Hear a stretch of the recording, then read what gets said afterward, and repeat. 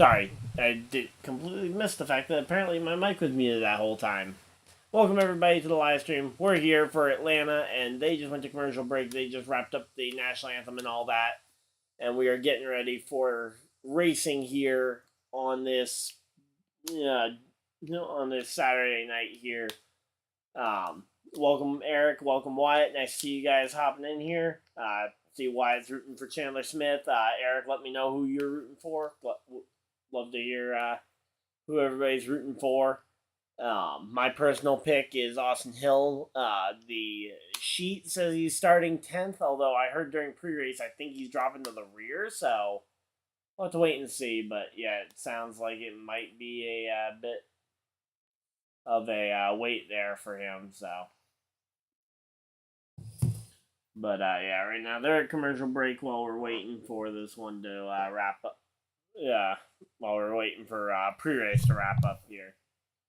I think green flag should, or the command to start the engine should be coming here when they get back from the commercial break. So we're just kind of waiting it out. But yeah, so far though this year, Austin Hill has been wholly dominant at these types of tracks. Pretty sure, trying to remember if he won Talladega. I know he won Daytona and Atlanta earlier this year, so again, he is looking to be the favorite anytime we come to this type of track. Let me check and just see if he won Talladega or not, because I don't remember. For some reason, I thought, did Jeff Burton win that race? Let's see, schedule, Xfinity Series, full schedule.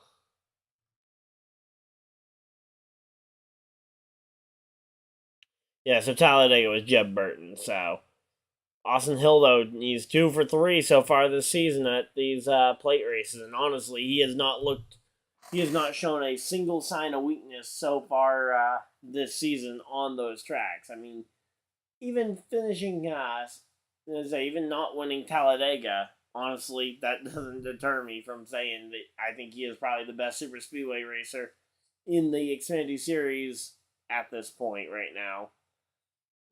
There's a few other drivers, I would say, but I think the Chevys are going to be the ones to beat, and I think, in particular, I think it's going to be Sheldon Creed and Austin Hill, if they can work together well, because I know there's been a little bit of teammate drama over at that team for a little while now, but hopefully everything is all good. But there we go. They're all climbing into the cars and get ready for the start of starting the engines. Are you kidding me? Why is the playoff cut line battle in Xfinity so lame? I mean, 26 points between the first guy out and the last guy in? Really? Come on. Fun time. So we're getting ready here for the NASCAR Xfinity Series race. The drivers are climbing in their cars and they are showing off they're showing some of these paint schemes off, which some of these paint schemes look really nice tonight. I will say that much. But yeah. Okay, so Sammy Smith is in a black and orange car. Okay, not the Pilot Flying J colors I was expecting here today. But yeah. So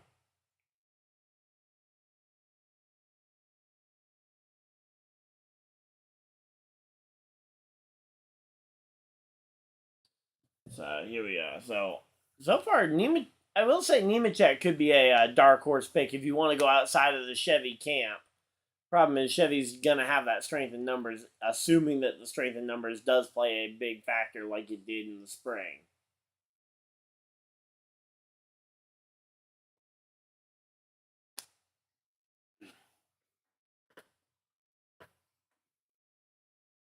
But yeah, so right now we're just getting ready for the race. Hopefully you guys are excited. I know I am. And of course, leave a like on the video and subscribe if you guys are new so you guys don't miss any upcoming live streams, including I will be live tomorrow. I'll be live tomorrow for the NASCAR Cup Series race. And I will also be putting out a video tomorrow talking about the this new pit lane rule that I only just heard about. So, what am I getting texted about? The Wordle thing. But, yeah, here we go. Getting ready, though. Time for the drivers to start their engines. Let's go. Boogity, boogity, boogity. Let's go racing, boys.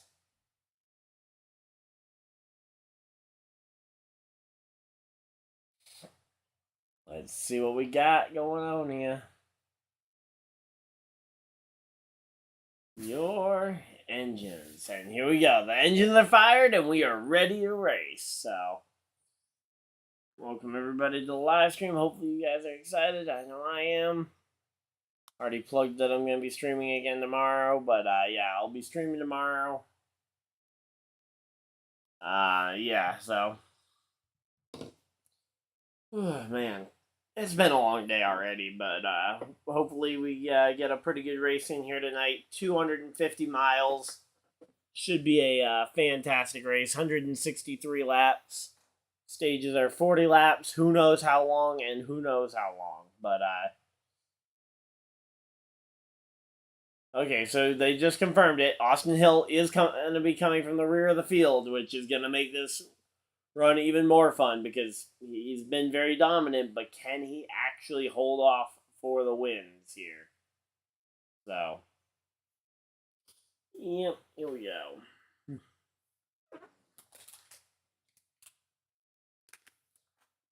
But, yeah, right now we're just kind of getting ready. I did watch a little bit of the, Mario Kart World Championships, which I didn't even know were happening today, but I happened to see a live stream of the semifinals between France and the U.S., which unfortunately the U.S. got bounced. But yeah, so got a chance to watch a little bit of that today, but unfortunately, again, the only round I got to see was the U.S. choking at the end of the match against France. So good luck to France in the final, but yeah, fun times. So yeah, we've played Mario Kart quite a bit during rain delays here on the channel recently, and I'm going forward. That will probably be our that should be the expected rain delay content, because I think it's really easy to do to just kind of switch over to the gameplay, and I think you guys have enjoyed it for the most part. So if you guys have something else you guys would rather me try and set up, I can try it. Again, kind of hard part is that the only thing I have set up in this room is my Switch, because my Xbox is in the other room for the wheel and pedal stuff. But yeah. But right now we're just kind of waiting it out here. So hopefully you guys are excited. I know I am. Just trying to run through, make sure I'm not missing anything. I'm going to grab an extra bottle of water here before we actually throw the green flag. I think they'll probably be rolling here, which means I should be hurrying up. But yeah, quick run through the top 10 starters, I guess we can do. Chandler Smith, starting on pole for Colleague Racing, one of the organizations that looked to be one of the most dominant super speedway teams. But I think that now that we've kind of seen that, I think that was more of the fact that they had built a super team in Xfinity with Justin Haley on the plate tracks, AJ Allmendinger being pretty solid, and Ross Chastain or Jeb Burton being a super speedway ringer, and Chastain being an all-around very solid driver. Yeah, so I'm not sure how that colleague car will handle. Then you've got the two Joe Gibbs cars that have led laps at Atlanta so far this year, but obviously neither one got the win in the spring. Josh Berry, who has been tapped by Stuart Haas to fill the number 4 car, starting in position number 4.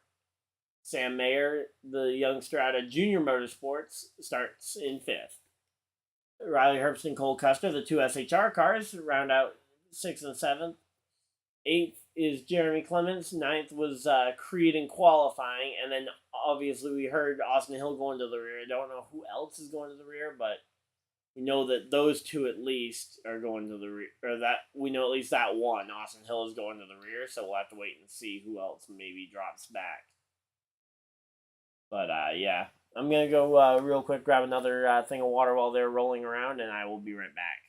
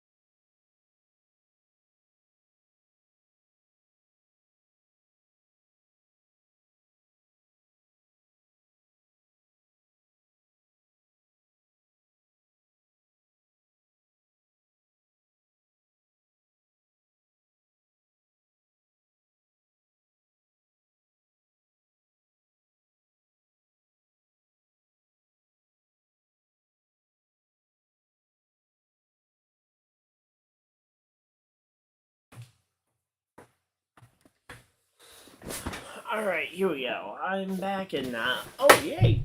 Ooh, we got.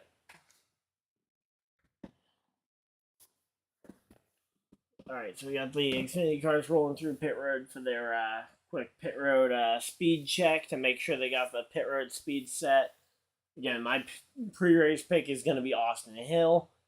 It could very easily go wrong if he ends up in a crash here early on, but we'll have to wait and see. But, yeah, so they're going through the... Okay, so both Creed and Hill are going to the rear. Okay, that's going to be interesting. Again, whether or not they can work together. So both were mechanical issues, so it wasn't like Hill took Creed out or vice versa in qualifying. Parker Retzloff going to the rear as well. He qualified in 20th.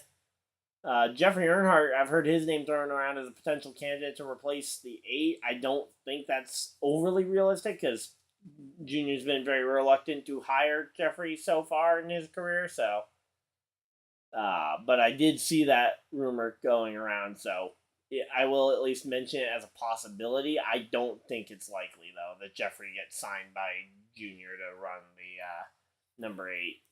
I think, honestly, that Junior Motorsports team, I think Junior will probably find another driver he feels is the next big thing. Similarly to how he found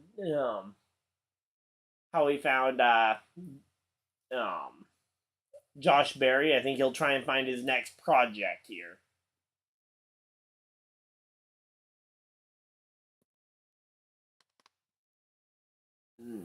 But, yeah, so here we go. Oh, wow. I hadn't seen that paint scheme yet for Chandler Smith. That is sharp. I love the black and the very light green there on that one. Not sure what's the sponsor. Roofing Georgia? Not sure what the sponsor is, but they have a really nice looking race car.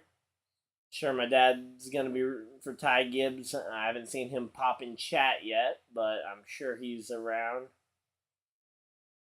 But yeah, here we go. Alright, here we go. They're doubled up. Lights are off on the pace car, and we are getting ready to go racing, boys. Hopefully you guys are excited. I know I am.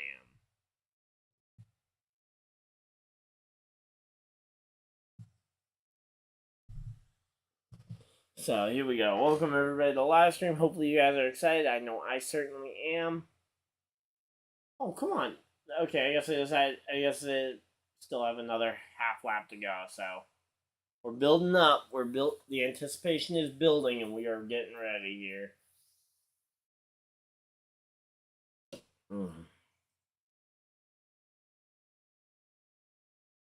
So they're talking about its history as the championship racetrack. That is actually part of why it's actually the championship racetrack for my NASCAR Heat 5 league that I run on Thursday nights. So hoping to bring some of that content to you guys with some videos from that. But yeah, so far this week's just been crazy. But I'm trying to bring more long form content to you guys that isn't just live streams, because yeah, here we go. Pace car is off, and it is. Field is in the hands of Chandler Smith, and we are green flag. Green flag is out, and we are racing at Atlanta here. So Chandler Smith, and who's on the top lane with him? That's Josh Berry. So that's two Chevys on the top. The Toyotas on the bottom faded pretty quickly. Looks like Sammy Smith decided very early on to just get in line in the top line and left his teammate John Hunter Nemechek kind of out to dry there on the bottom. And oh, here we go.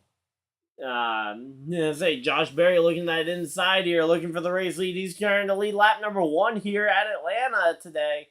I don't know. It looks like Chandler Smith battling back on the outside, and it is Chandler leads lap 1. I think Chandler got it, though, at the line. Let's see. Yeah, Chandler leads lap 1. So here we go. Berry versus Chandler. They're still side by side. We could still have a battle here through 3 and 4. Yeah, there we go. Berry noses ahead, but I think that top line and the momentum is all behind Chandler right now. And Chandler carries the momentum off the corner. I think Chandler got it again. I don't think we saw a lead change there. Yeah, nope, no lead change. Chandler led lap number 2. Man, Berry is leading like 90% of these laps, but then Chandler is able to ride that momentum off the ropes there to steal the race lead at the line both times so far. But yeah. Again, right now, though, it's very even at the front of the field. Berry versus Chandler Smith for the 3rd time. No! Chandler Smith got it again. What? I thought for sure that time Berry had it. Come on. I thought for sure Berry had that one. Berry's had a lot of momentum that he self-generates. Problem is that he hasn't had much for help. Now he's got some help on the bottom. I see. Looks like, not sure who's the black car. Oh, that's the 19 of Gibbs in behind Nemechek. And here we go. Big push from the inside line. And Josh Berry didn't quite lead at the line, but he is now clear out in front and can start to block. And I think, we got contact there. The 10 and the 19 there. Who's in the number 10 today? Who's in the number 10 today? Oh, that's Justin Haley. Okay. So Justin Haley, but Josh Berry finally leads the lap here in Atlanta. Felt like he was long overdue, even though it was only lap 5. But there we go. Josh Berry to the front, and he is going to take off here. But Justin Haley almost wiped out Ty Gibbs himself and his teammate Daniel Hemrick in behind them. Yeah, with that big push that he got from behind. But so far, though, Berry again trying to He's going to try and manage this lead from the field as they run side by side for second here. Looks like Nemechek's starting to gain maybe a little bit of an edge here, and we'll start to be able to move in front of both lanes to block. So there we go. Yeah, there we go. Once John Hunter got single file, he was able to get to the rear bumper of the 8. Oh, and now he's back to side by side. Chandler Smith with a big run off the top, and Chandler Smith takes second place, and he's now right on the back bumper of the 8. So yeah, the 8 had a pretty decent lead, but now he's been caught by the rest of the field. So it's going to be a tough fight to try and stay in front here. But right now, Justin Haley, though, he is a strong driver. I didn't realize he was even in the field, but I'm not surprised that he was the pick from my colleague. He is their super speedway ace here. But yeah, here we go.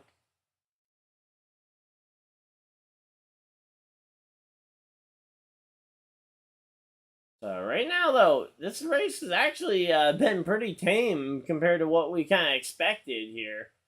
Atlanta Super Speedway, we know it's going to be building the anticipation as we get later into this run. These drivers know that this is one of their chances. Got a guy like Riley Herbst, this could be his shot to get his first career win.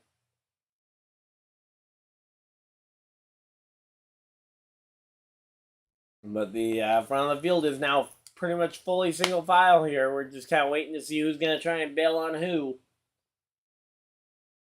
Going to be a tough one to decide, but I think it very well we could see a bit of oh, was that contact from the 98? Contact possibly between the 98 and the 20 there. Almost sent the 20 into the wall. Luckily, the 20 of John Hunter and Nemechek able to sustain it. Austin Hill has moved up 18 spots already.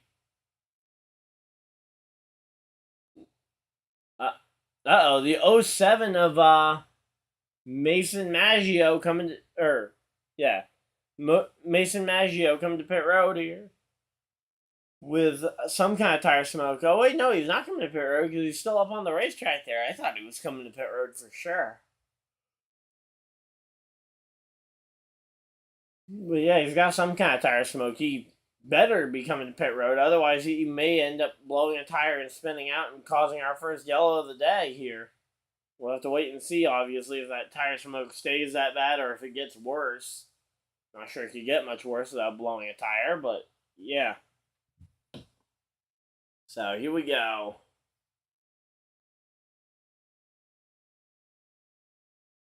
So right now, though, these front three have kind of been able to separate themselves and have at least kind of fallen in line for now.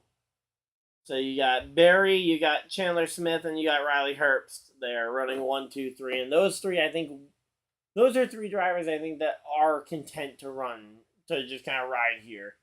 Barry, he doesn't have a win yet in the Xfinity Series this year, I don't think. But he should be more than safe on points if he doesn't have a win yet. Chandler Smith has a win, and Riley Herbst, he's safe on points for right now. But obviously would love a first win. But none of these three, I think, are overly concerned with trying to make this aggressive move here and potentially risking losing points. Because Barry doesn't want to have a monumental collapse here in the second half of the regular season and miss the playoffs, which would be hard to do from his position. Riley Herbst can't afford a catastrophic day, especially not here where he has a legitimate shot to win. And they're going to commercial break here. But yeah, so your top five is Barry, Smith, Herbst, Nemechek, and Gibbs. Cole Custer 6th, 7th Hemrick, 8th Justin Haley, 9th Clements, and running at the top 10 for right now is Parker Kligerman. The 11th, Austin Hill is already up to 11th and knocking on the door of 10th. Are you kidding me? I'm starting to feel pretty good about my pre-race pick. Also, now that we're 15 laps in, I'm going to go ahead and start up the mid-race poll for you guys to decide for you guys to vote on who you guys think is going to win this stage.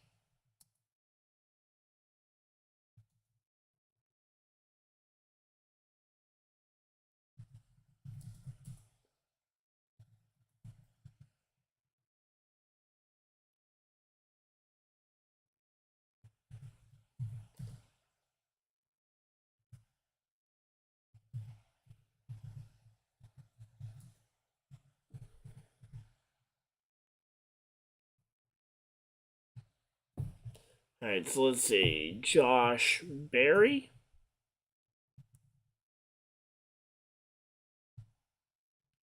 Chandler Smith.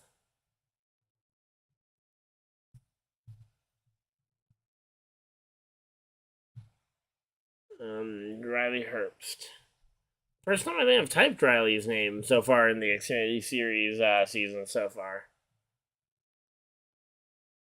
He's usually not running up in the top 3 when I'm making these polls. But yeah, so there we go.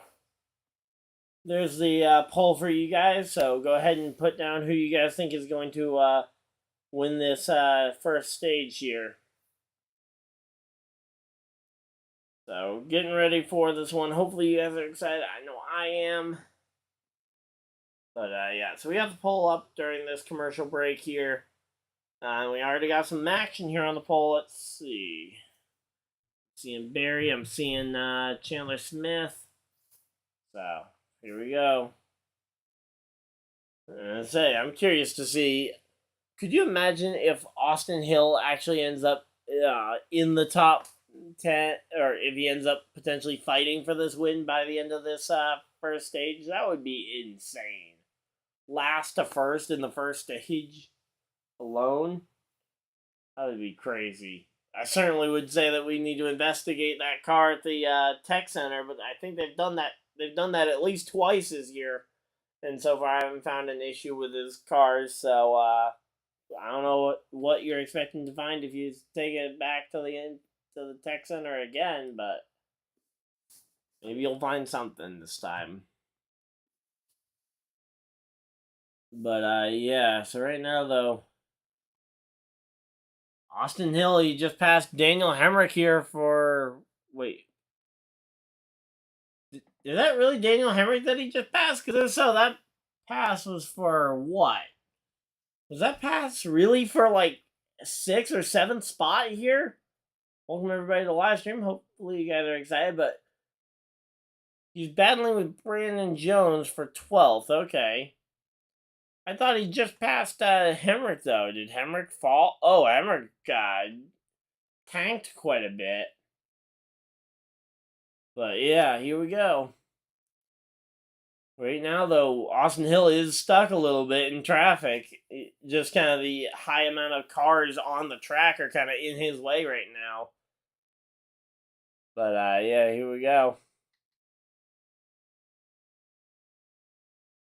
But right now, that's the big thing, though, I think, is that Austin Hill doesn't need the stage win. If he can just stay in contention here and have a shot at the race win at the end, I think he'll be more than okay, and he should have an easy shot at the getting up there for the race, since he's already contending for that top 10 in the stage. So yeah.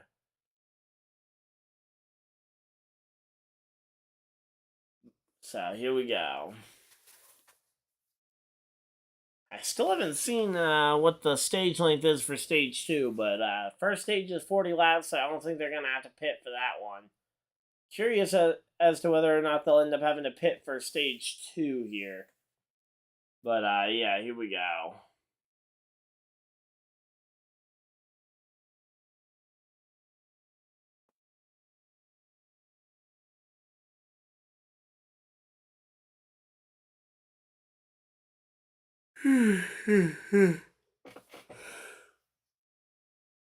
Oh, man. Yeah, it's starting to get late, but we're here for the long haul here. We got the race ready to go here.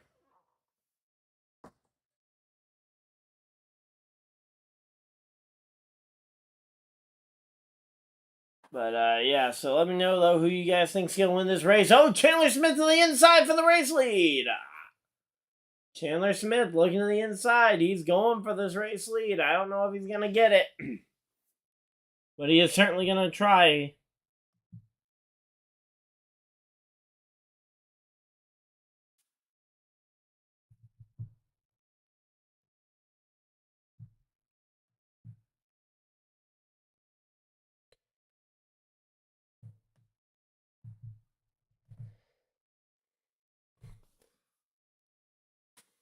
So, yeah.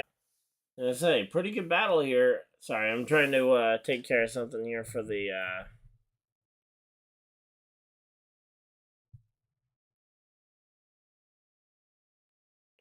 Yeah, taking care of a few things here. Because my computer is really slow. I should have done a restart on it before the race. But, yeah, so far, though...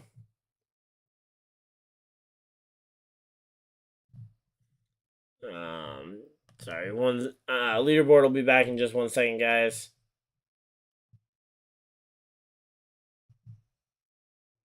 Just having to clear out the previous stream because I had that still sitting in a folder. But and Parker Kligerman's around. Parker Kligerman spins, and we are gonna get a yellow, and this is gonna bunch the field back up. Austin Hill sitting 11th right now. He passed Allgaier there. Hasn't passed Brandon Jones yet, who he was drafting with. But we got ourselves a yellow flag here.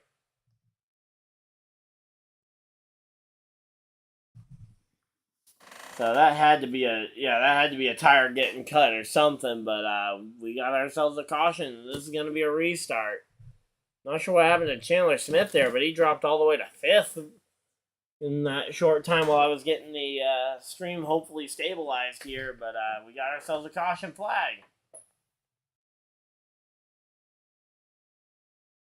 So there we go. And Parker Kligerman spinning out, that almost guarantees it. If Kligerman wants to make the playoffs, he's going to need to win a road course race. Luckily, there are a few road course races remaining so far this season, but yeah, putting that pressure that you have to win, especially at the Xfinity Series level where Kligerman has yet to win, it's going to be tough.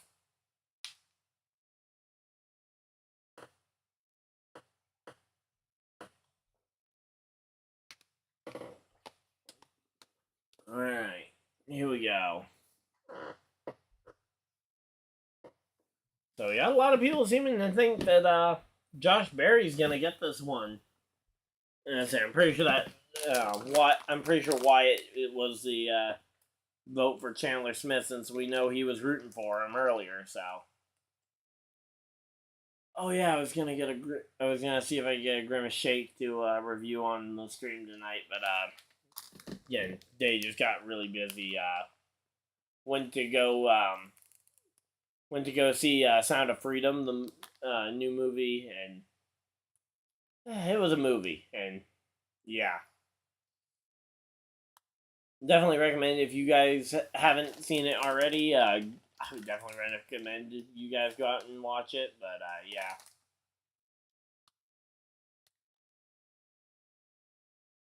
Here we go. I do have some Skittles here, though, some Skittle gummies that I'm gonna probably snack on here because it has been just kind of a long day and I need a little bit of something here, more than just water.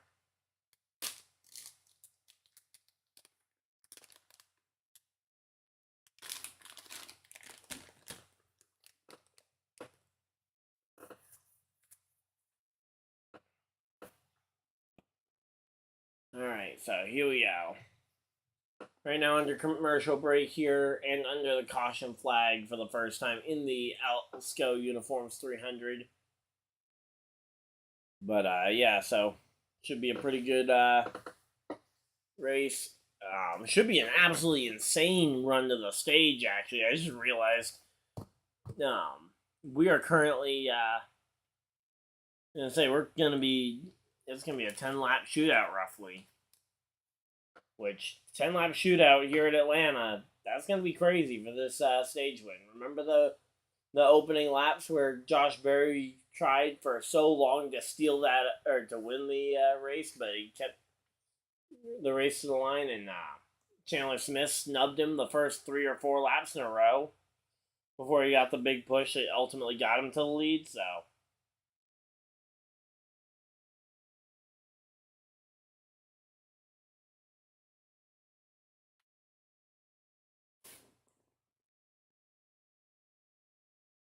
Alright, so here we go. Ty Gibbs coming to pit road, and basically, if you aren't running for points here, or if you're far enough back that you don't think you'll have a shot at the stage with your or at some stage points, I think you're coming to pit road here.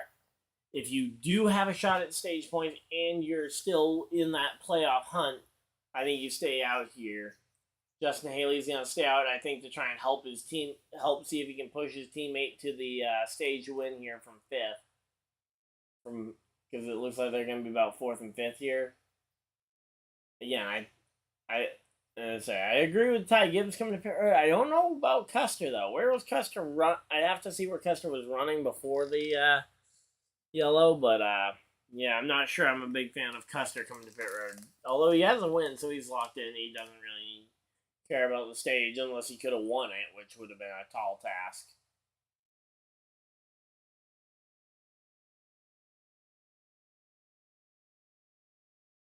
So Sam Mayer wins the race off pit road. He's going to be the highest of these cars that did pit.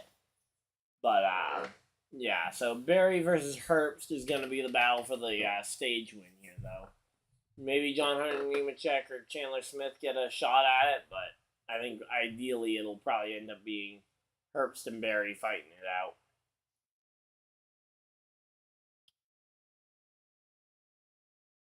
So for all you guys that voted Josh Berry, it's looking very likely that he could pick up this stage win here today.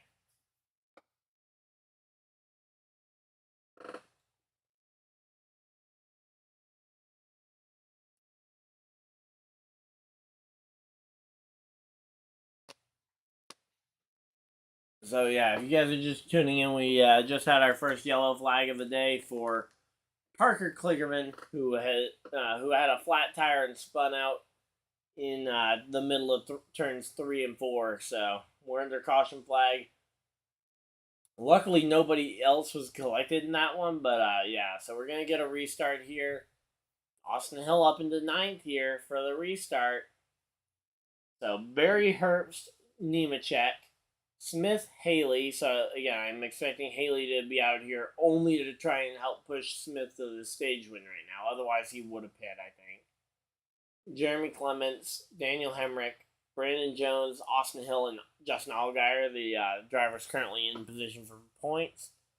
Joe Graff Jr., Parker Retzloff, and Mason Massey, the first three, looking to try and bump their way into the field here.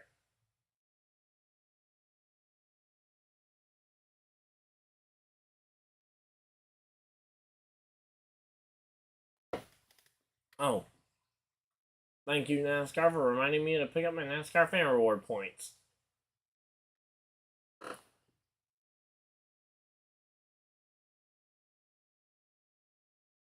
Gotta pick up my NASCAR fan reward points each race. Let me see. How many points am I up to right now? 45.77 right now on the points total. So I'm almost up to some race tickets. So I could get 3 tickets to a race later this summer. We'll have to wait and see, though, if I have the availability to go to any races. I was supposed to be at New Hampshire next week, but work wouldn't give me the time off, so I'm going to be right here watching it on Sunday afternoon with you guys. But, yeah, so here we go. So we're currently, let's say they just did the choose, so we should be getting ready to go racing here. We're going to be going green with 6 laps to go. It's going to be a tight run to try and get that to the finish at this point. Curious to see what the 7 Chevys do from 4th through 10th here. Because you got a clear number advantage here. And Josh Berry being another Chevy, in theory, they've got a 8-2 advantage here on the manufacturer game. But here we go.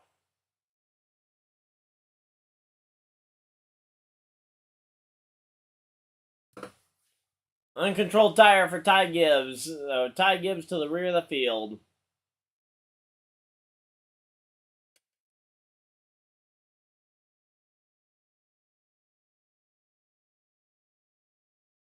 So here we go, getting ready for the final restart here in stage number 1, or what we assume will be the final restart. Oh, Riley Herbst chose the outside behind Berry, allowing John Hunter Nemechek to choose front row inside line. And John Hunter Nemechek and Justin Allgaier off, or not Justin Allgaier, Josh Berry. Too many J names in there. Josh, Justin, John. Jeremy is in the mix as well here, but we are green flag. And it's a, what, we got 6 laps to go here? So 6 laps to go here. It's going to be 5 at the line this time. 5 to go at the line this time.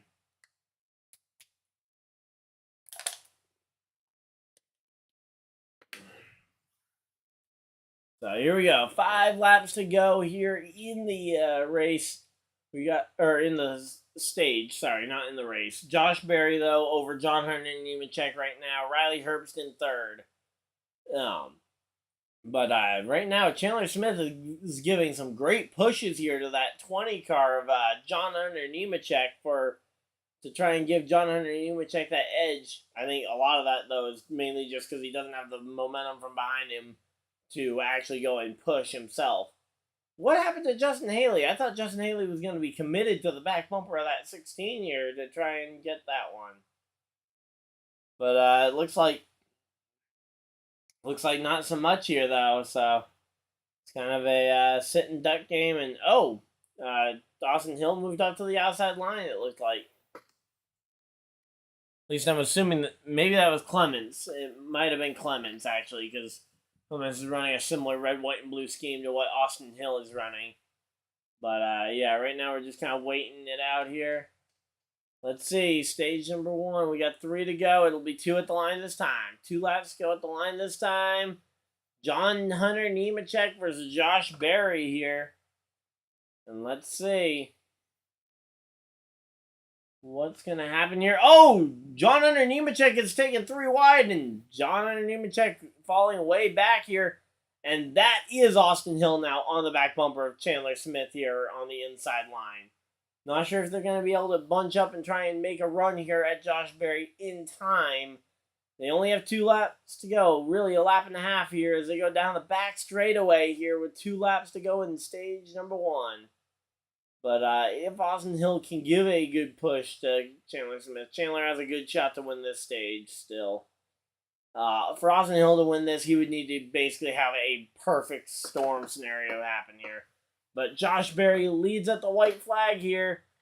And it is looking more and more likely right now that Josh Berry will be winning stage number 1. We're going to have to wait and see because Chandler does have a run here. Just question mark of what? Oh, now he doesn't have a run. It's going to be Riley Herbst who has a run here at the end of the stage. Riley Herbst to the outside of the number 8 car here for the stage win. And Chandler Smith goes to the bottom, taking the run away from Josh Berry, and Riley Herbst is your stage 1 winner. Riley Herbst over Berry, Chandler Smith here. Justin Haley comes home 4th. Man. Whew. That was a finish there. I'm curious to see what would have happened there if Chandler had just committed to the back bumper of Josh Berry and not tried to get to his inside, but ultimately they end up 3 wide there, which killed the momentum of both the 16 and the 8, allowing that 98 to complete the run that he had going around the outside and winning that one. So there we go. Riley Herbst wins stage number 1. And it looks like somebody managed to go ahead and sneak that vote in there before I got a chance to end the poll here. Oh, it's not letting me end the poll. Let me try refreshing the stream. But, yeah, right now, though,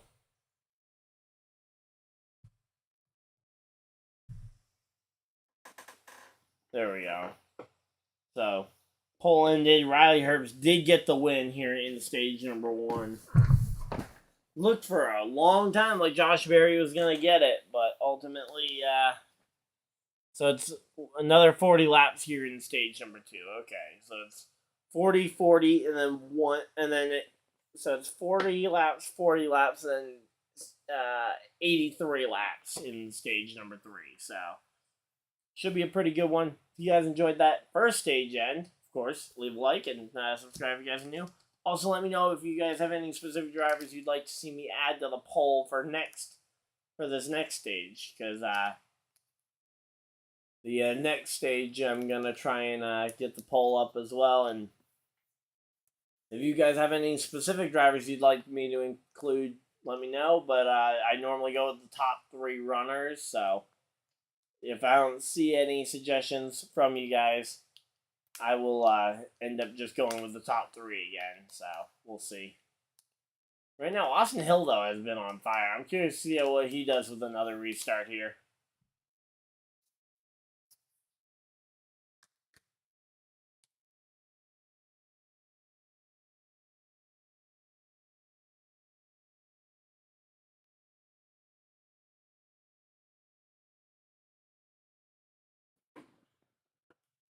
Alright, so here we go. Welcome, everybody. Hopefully you guys enjoyed. That was a crazy run there at the end of the first stage. Riley Herbst able to steal the stage win there and some points, which makes this pretty much the perfect stage end for Riley, because not only did the driver coming from behind him spin out, which helped his points gap, and then he goes and wins the stage and earns even more points over that cut line. So yeah, that battle for the cut line in the NASCAR Xfinity Series is going to be a non-factor without a new winner.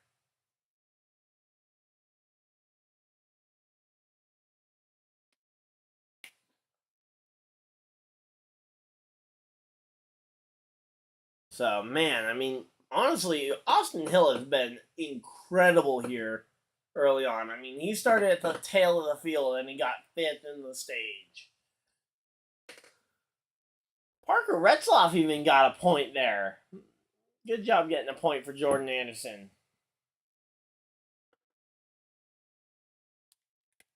But yeah, right now we're just kind of waiting here for the end of the. Here we go, end of stage pit stops, and it is Barry Herbst and Chandler Smith that they're focusing on here. So again, we're gonna see some of those guys who pit earlier, like Ty Gibbs, jump to the top of the leaderboard. So we'll have to wait and see who is first amongst them, because we didn't really see them. They clearly weren't the show there when we were having the race for the stage, because they weren't anywhere near that. But whoa, a slow stop for Josh Berry. Not good there. Riley Herbst with a really good stop, and Chandler with a really slow stop too. Okay. And Jeb Burton on no tires ends up winning the race off pit road. Chandler Smith does hold the position here. Josh Berry, though, loses 5 spots on his slow stop, which is not very good there, but yeah.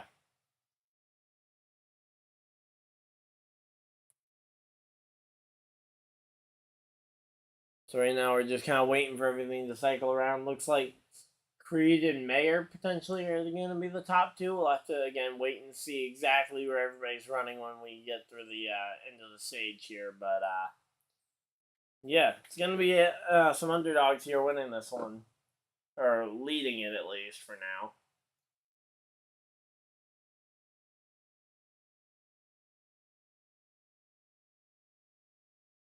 But yeah, so here we go. So we got a 40-lap stage here, just like we had in the last one, so here we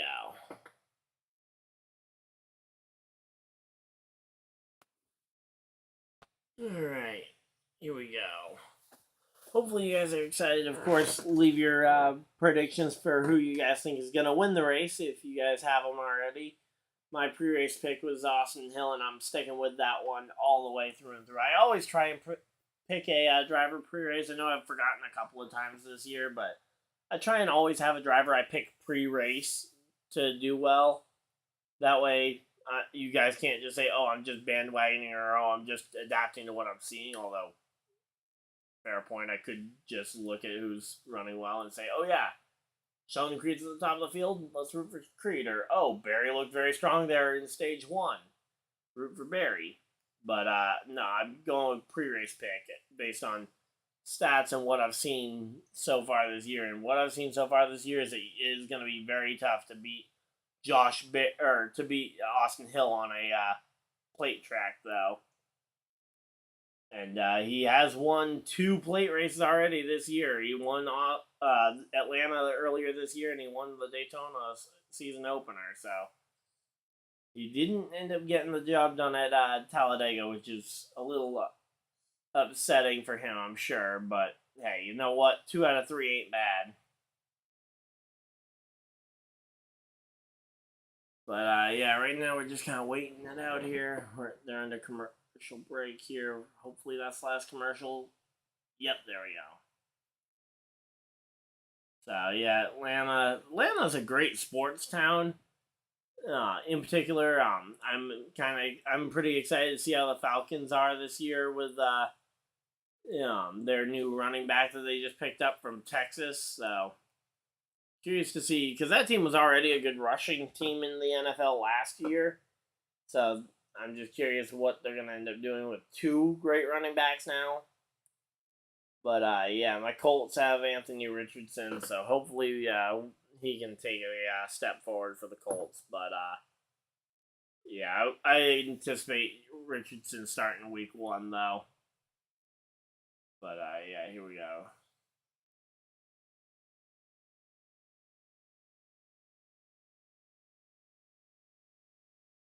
So, alright, slow stop for the 16 here. But yeah, again, he didn't actually lose any spots, though, on the pit stop there. Because Chandler actually came out in the same spot he came into pit road on, so.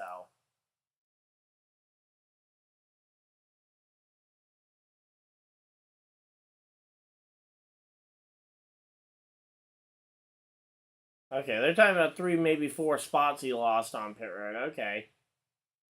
I didn't think he actually lost any spots on pit road, which I thought was incredible because he had a really slow stop. But here you go, pace car guys for cover, and we are ready to go racing here in Atlanta.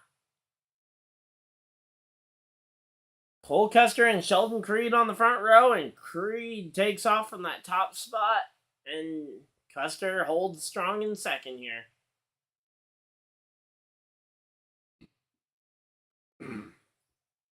Oh, man.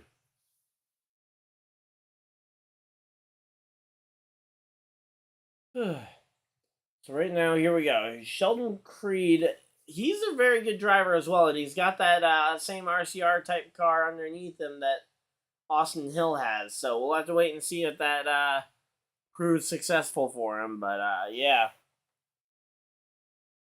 So far, though, Chandler Smith looking like he's ready to bounce back up into that top 10 here pretty soon. Brendan Poole currently holds the 10th spot here. As here we go, Cole Custer powering by on the inside with minimal actual help here from the 19 there and behind him. He has a little bit of a push, but really it looks like that 19's kind of reluctant to really go and obviously get up on the rear bumper of the 00 because of the fact that Creed is on the and we got 3 wide here for the second row. Ryan Sieg taking them 3 wide and forcing Sam Mayer, I believe that was, to go 3 wide on the outside and all the way to the top of the racetrack here. But right now, though, Sheldon Creed able to hold on for this race lead here. Oh! That was really close there in the mid-pack here as I think that was Jeb Burton maybe sliding back. Somebody was sliding back quite a bit there and trying to get in line. But here we go. Here goes Ryan Sieg to the race lead here. So Ryan Sieg making his name known here at the front of the field. Austin Hill and Chandler Smith, though, those two have found their way back to the front of the field here. Certainly looks like a pretty good day brewing here. Hopefully you guys are excited. I know I am. Let's see.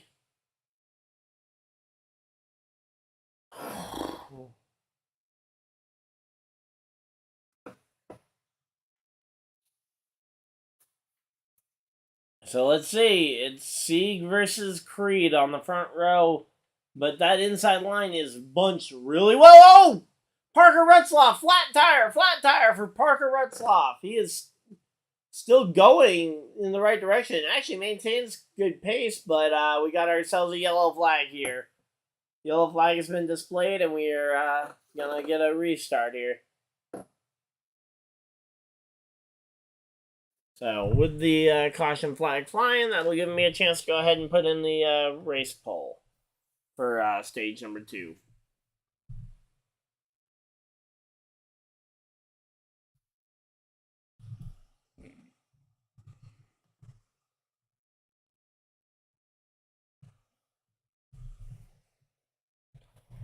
Alright, here we go.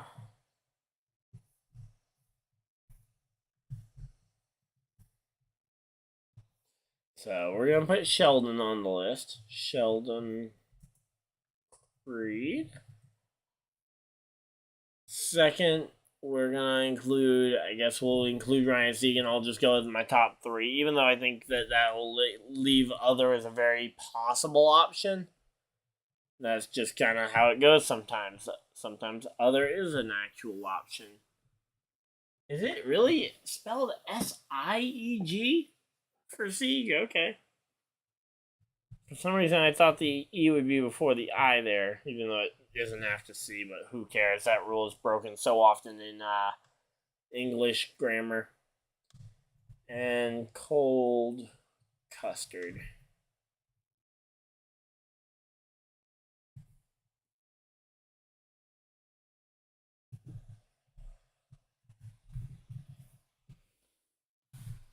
Alright, there we go. So we got ourselves the poll up, and yeah, here we go.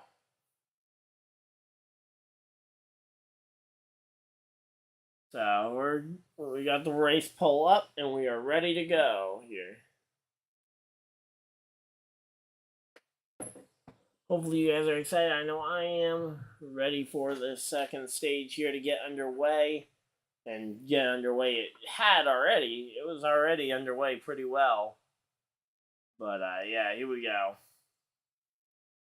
So we got the poll up, but yeah, real quick, I'm gonna probably throw a quick commercial break, and I'm gonna go use the bathroom, and I'll be right back. We should have a pretty decent amount of time here because we're under yellow.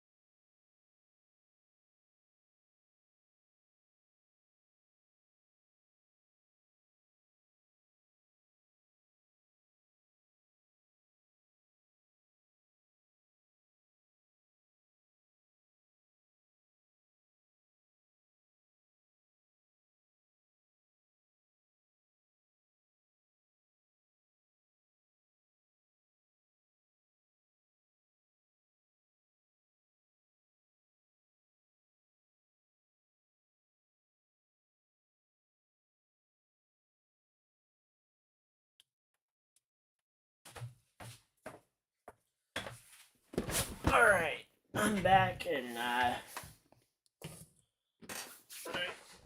back here from the bathroom. We got ourselves a stage here. So they did the choose cone. I wanted to make sure I didn't miss the restart. We were still here, and so far everybody's still voting other, so nobody else is really going for. Nobody likes my 3 picks at the front of the field for who wins this one. So for those of you guys that have put other, let me know. Who do you guys think the other could end up being? Do you guys think it's going to be Chandler Smith here, who has now gotten 3rd place? Is he going to be...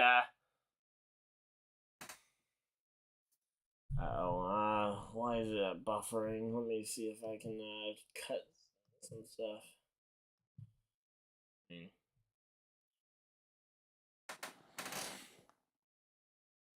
Yeah, I'm going to try and clean up the computer a little bit with some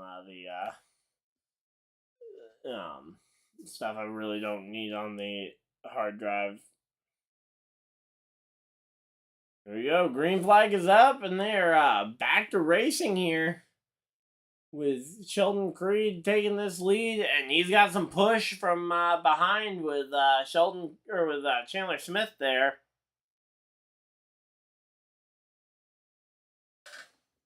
But yeah. Oh, yeah. You think I misspelled Cole Custer in the poll? No, I think I got it exactly right.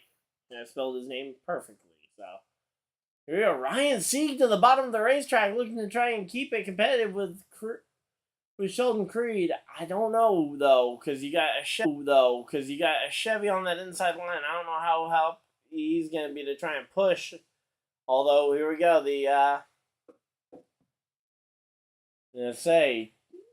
Creed has the help, or not Creed, Sieg has the help from behind, but Creed can start to move up and down the track if need be to try and gain some momentum here.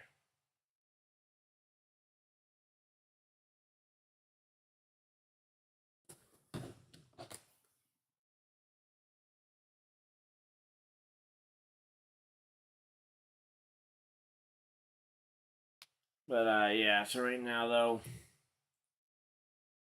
it's Sieg versus Creed here. This is going to be a really interesting battle here. They're still side by side. And I'd say right now, this battle between these two, I'm curious to see how it ends up translating here, but so far we got a lot of passing back and forth between these two, just not necessarily at the end of the lap, so it's not officially recording as a ton of lead changes. But yeah, here we go. So Chandler Smith and Cole Custer are the 2nd row here. 3rd row is Barry and Austin Hill. So you got some strong cars giving some strong pushes here. Just nowhere for those cars in the second and third rows to try and pop to right now, to try and take this, to try and go and make a 3rd lane here to try and game the advantage here.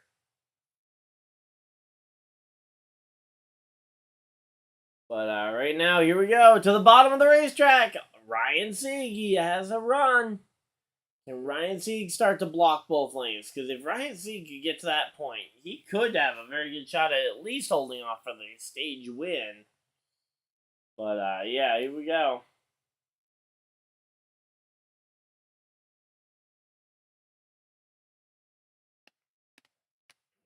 So Sheldon Creed here,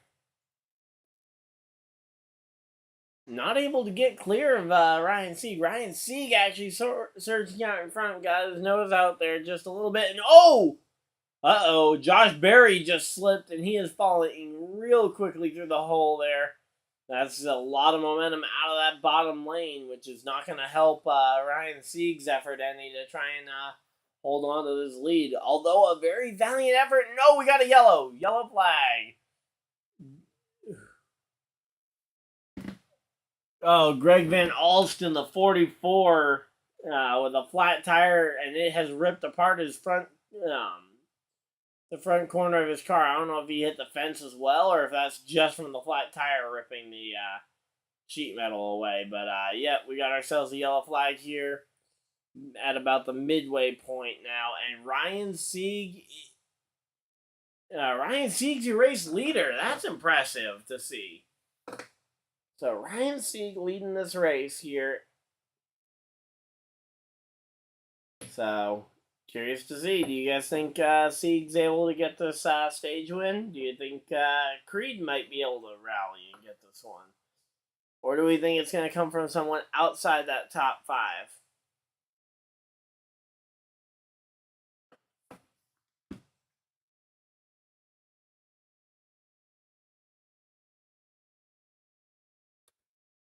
But yeah, right now we're just kind of waiting it out here. Greg Van Alst's car is getting towed away, which definitely means he's done for the day. I didn't expect him to continue from there.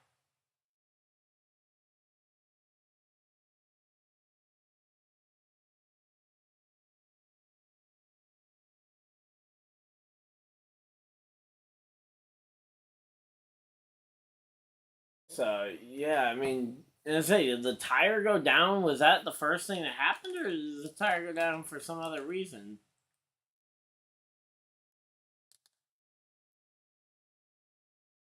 Yeah, so it looked like just a flat tire in the middle of a corner there, and then he made contact with the fence.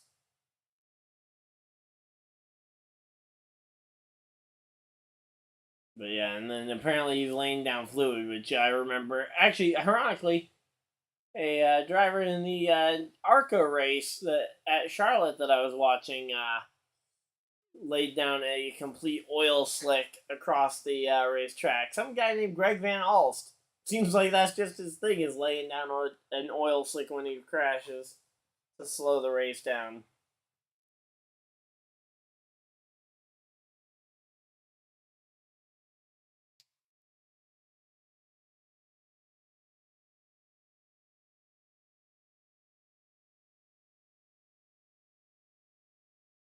So 44 brings out the caution flag, and we are under caution flag for the third time today. Third caution for cause. Second caution overall. Or, not saying. Fourth caution overall. Third for cause.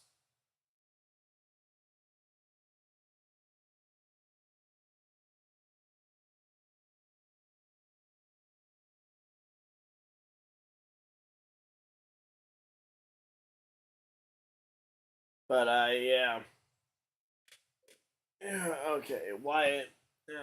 Chandler Smith looks strong, but no one wants to help him. I don't know. Chandler has had a decent amount of help. Problem is, when you get near that front of the field, everybody's kind of looking for that next opportunity. I mean, Chandler has done it as much as anybody, diving out from behind people and leaving them out to dry. And when you do that to others, you should pretty much expect they're gonna leave you out to dry too. I mean, if you're not gonna go with them early in the race, don't expect them to go with you late.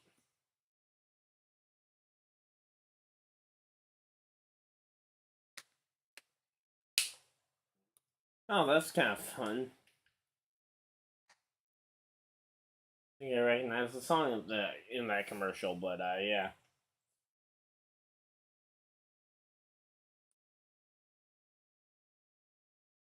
Here we go.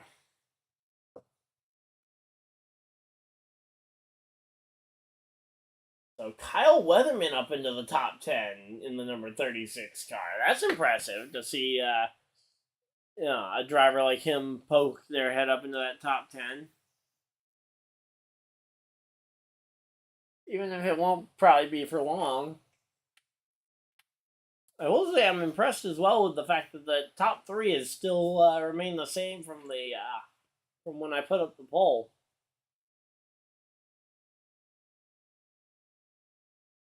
Now, we haven't really had a long green flag stint yet this stage to really kind of see if those cars really can stabilize themselves. They put an extra couple heat cycles on Smith and Hill's cars here, which is not going to help them with fire off. The more times you start and stop this thing, the harder it's going to be to fire off on the restart.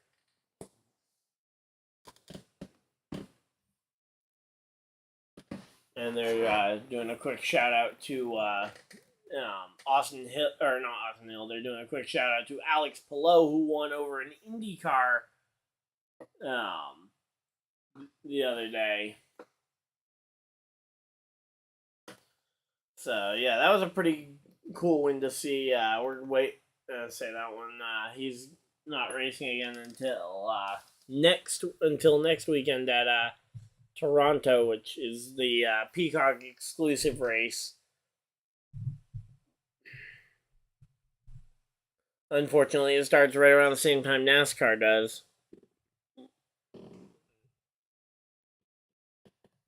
Also, Formula One actually had some pretty interesting results in qualifying outside of Verstappen qualifying on pole, but Norris and Piastri, the two McLarens, starting second and third here.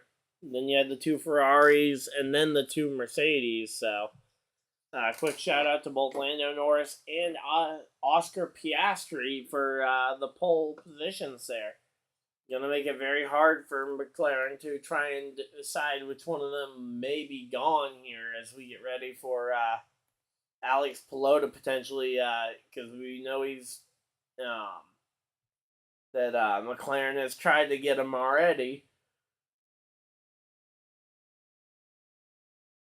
And I think if Palou wins another IndyCar championship this year, I think it's pretty much a done deal. He will be in one of the F1 seats come 2024, 2025, because I think I've heard that supposedly Andretti is interested in him if they do end up getting the approval to run. McLaren's obviously interested.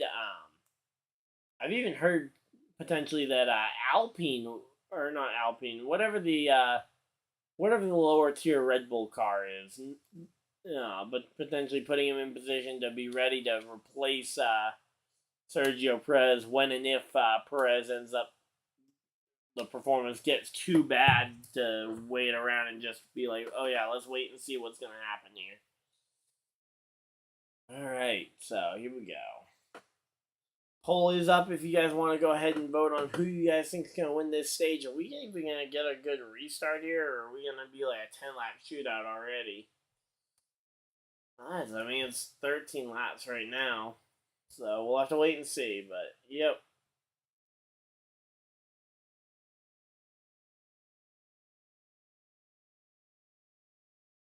But yeah, man, whew. It's already 9 o'clock, wow. Yeah, I'm going to be heading to bed right after this race, but yeah. Fun times about working early. Again, though, I will have a video talking about the pit lane. Unfortunately, we haven't gotten really any chance to really see the ramifications of the new pit lane because of the stages being pretty short here, and also being able to go ahead and run the running these yellow flags in the middle of these stages anyway. So even if the stages were longer, we would have some runs here.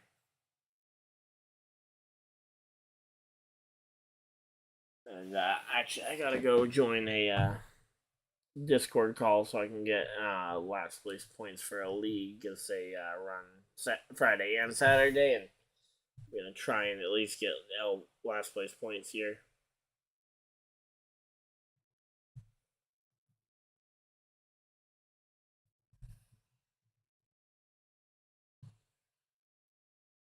So yeah, right now we're just kind of pacing here under the yellow flag, waiting for this one.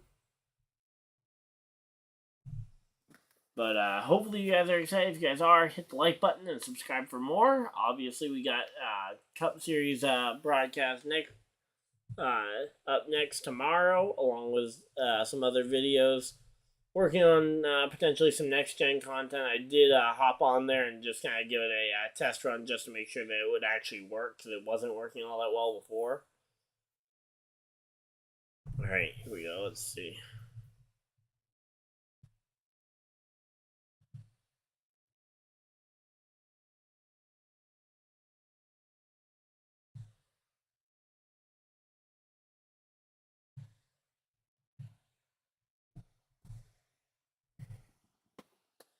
Okay, here we go.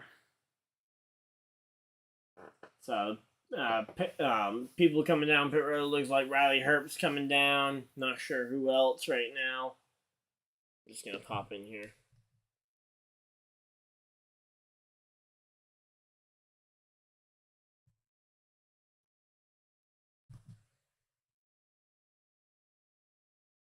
If you sweep all the stages, that's 4. And then if you sweep all the stages and all bonus points, that's 8. Hey Dusty, I'm just here for last place points. All right, Dyer. Yeah, I'm watching Xfinity.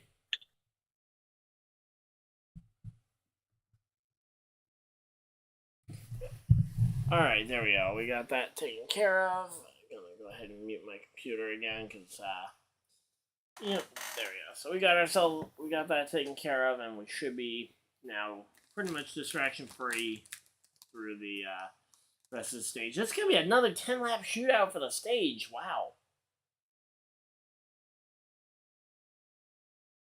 So here we go.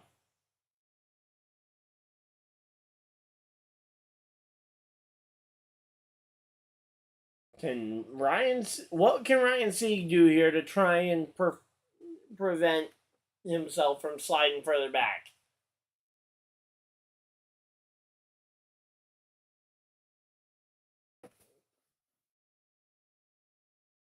Gainesville, Georgia. Isn't it Gainesville? I thought Gainesville was a town in Florida.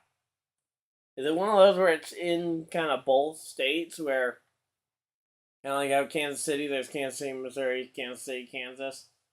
Oh, and Austin. Okay, so Ryan Sieg outside, Sheldon Creed inside, Custer outside, Austin Hill to the inside there, Allgaier to the outside, Ty Gibbs inside, Barry outside, Sammy Smith to the inside. Nice to see him popping back up.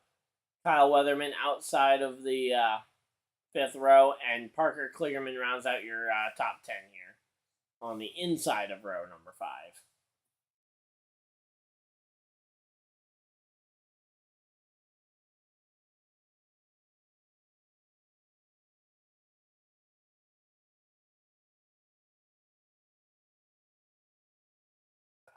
Man, nose is itching tonight, but we are here and raring to go.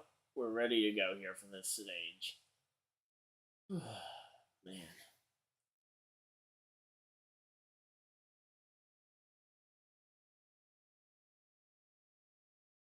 So we're getting ready for the pace car to pull off for pit road, and the cars are doubled up. Looks like rush hour traffic here as we get ready for these cars to be unleashed at Atlanta Super Speedway.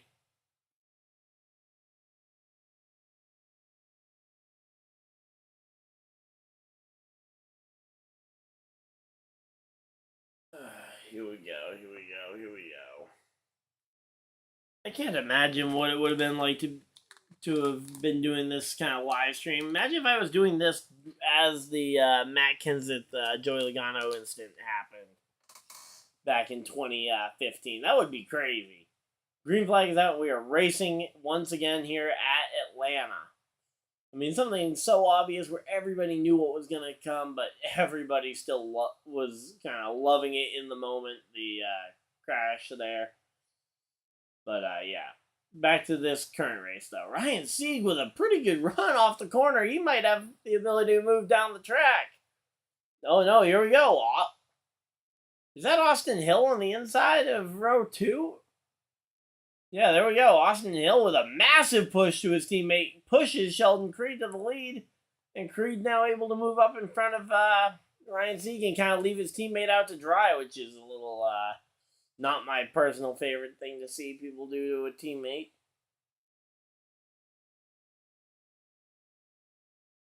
Certainly, you don't need to move up right immediately, but you did kind of need to make a move at some point because there was no help behind that 21. So if you got the move done, you had to try and stop the momentum on the top.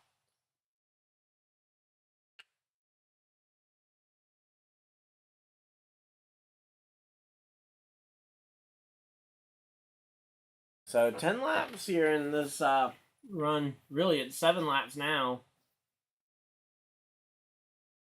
Here we go. Austin Hill looking to the inside here on Sheldon Creed. So Creed not able to anticipate his teammates' run here to the inside. Oh, there we go. Now Creed's gotten out in front and he's moving down the track to potentially block his teammate here.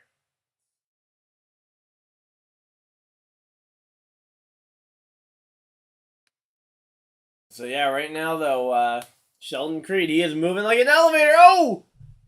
Ty Gibbs into... And I say, not sure what happened there, but Ty Gibbs into what looked like the 36 of Kyle Weatherman. Kyle Weatherman luckily unharmed there. Let me see what... And I say, he's continuing to slide further and further back. He's got the 26 in the pink and black car in the middle of 3 wide here. As we're watching kind of further back here. But I want to know what happened there to maybe cause Ty Gibbs to do that. Because they're all saying Allgaier. Or not Allgaier. They were saying Barry, but I don't see Barry anywhere in the shot initially. But, you know, we'll have to wait and see what ended up happening with the aid of replays. But right now, though, Sheldon Creed and Austin Hill, the RCR teammates, side by side for the race lead here. Austin Hill leads the lap. So Austin Hill leads his first lap of the day, I believe. I don't know. The app's saying, oh, yep, there we go. Yep, Austin Hill leads for the first time today. But, man, this 21 is running very good for having no help behind him in terms of pushers. I mean, the only other person you got back there is Josh Berry, who's about 2 car lengths back. So I don't know how much he's really helping in terms of the pushing Hill to the lead. So, but yeah, right now we're just kind of waiting here. Oh, man. Here we go. Alright. Oh, okay. So Barry chopped the no... Oh, yep. Okay, so that's what happened. So Josh Berry went to try and block the 19, chopped the 19's nose off, and Gibbs was just trying to save himself at that point. Okay. Hey. For all you guys, because I know I hear it from some of my friends when I'm talking with them about it, I don't just blindly defend Ty Gibbs when it's an incident. I was actually thinking that could have just been Ty Gibbs being upset at the 36 for some reason and swerving at him. But here we go. White flag is out in stage number 2. Okay, wow. I didn't even realize we're already in the white flag here. Sheldon Creed versus Austin Hill here. Looks like Sheldon Creed might be able to hold on for this one, although the bottom lane is forming. And, oh, he just put a big block on his teammate here. Austin Hill into 3 and 4. It's Sheldon Creed and Austin Hill, 1 and 2. And it looks like Austin Hill is going to let his teammate have this one. Sheldon Creed to the stage win. Austin Hill 2nd, 3rd, Ryan C. 4th, Barry 5th, Allgaier. Man, that was an amazing finish to the stage there, but I mean, it was really it was abbreviated because of all the with all of these incidents we've had. But yeah, we've never seen Sheldon Creed finish off one of these races for a race win here in the NASCAR Xfinity Series, so I would like to see him get the win today.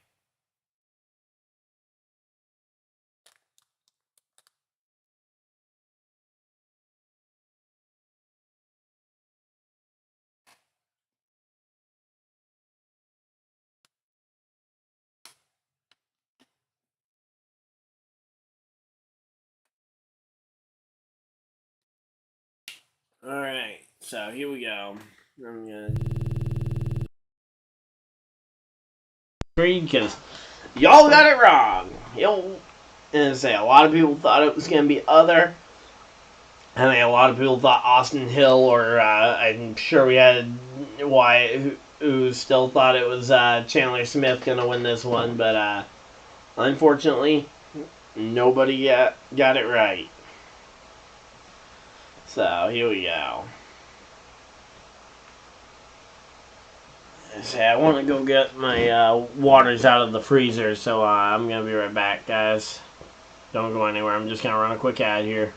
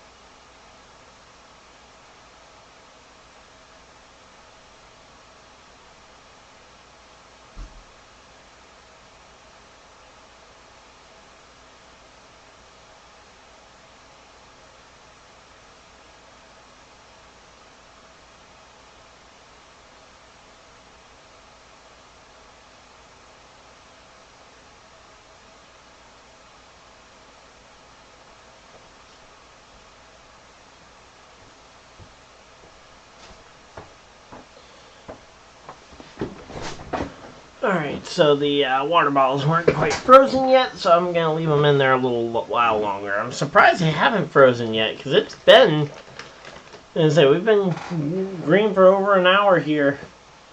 And usually that freezer freezes stuff fast, and no tires for Allgaier or Clements there. Gaining 4 and 15 spots there. It looked like Haley and Justin Haley and I think that was Sam Mayer also taking no tires and gaining some pretty good spots here on pit road. But we'll have to wait and see how this race ends up going.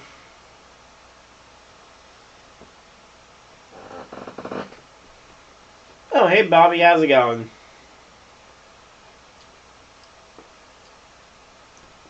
Just stopping by to see how it's going. Okay.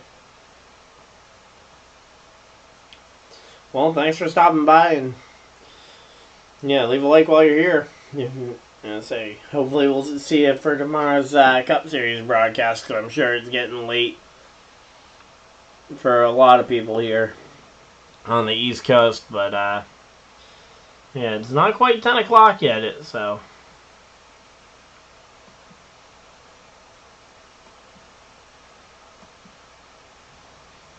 So here we go. Waiting to see what's going to end up happening, though, with this running order, because a few guys are going to take this lead, I'm sure.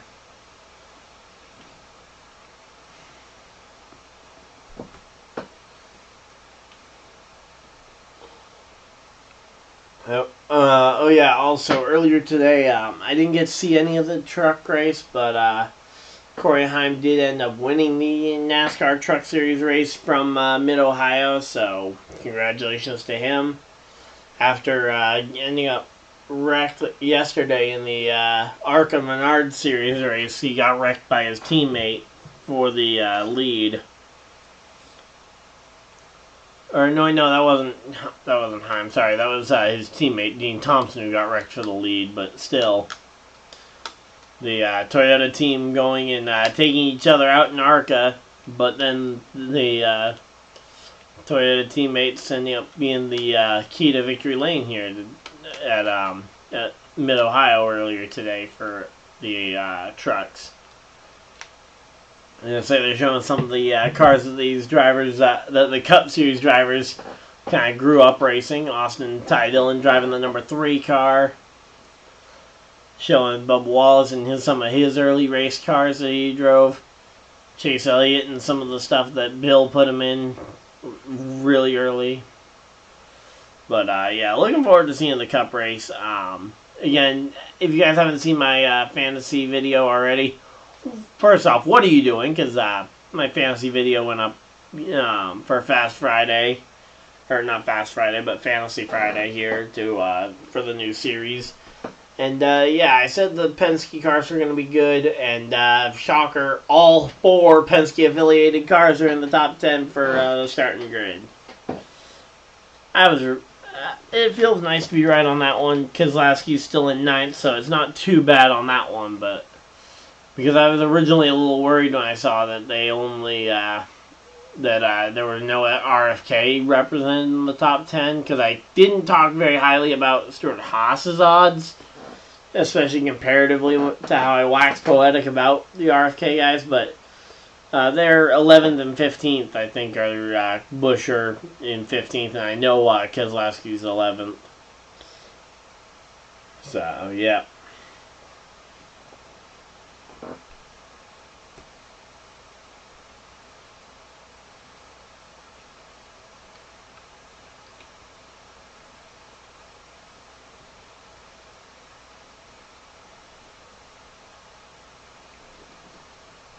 But, yeah, I mean, wow.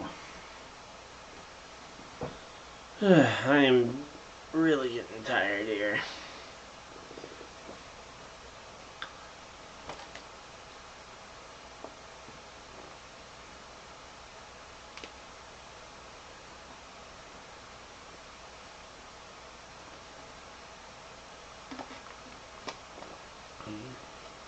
So here we go, getting ready for the restart. Green flag is going to be out. And it is going to be a tight field here. Green flag is out, and they are racing at Atlanta. Is that Joe Graf Jr. at the lead? Joe Graf Jr. just took the lead here. And, yeah, so this is the start of the final stage here. Had 5 cautions here. But, oh boy, that outside line is actually looking pretty stuttery. I don't see a lot of stability in that top line right now. If I was talking about whether or not I would run up there, I would probably be looking for the inside line here early on. Because, oh, whoa! Ty Gibbs with a flat tire. No! I am a Ty Gibbs fan, by the way, in case anyone is wondering, but man, that's a bummer to see him with a flat tire. Come on. I mean, I guess if it had to happen to a... Oh, we got a big wreck! Big wreck! Ryan Sieg is in it! No! Ryan Sieg with a massive run. Oh! Ryan Sieg, not the only driver involved.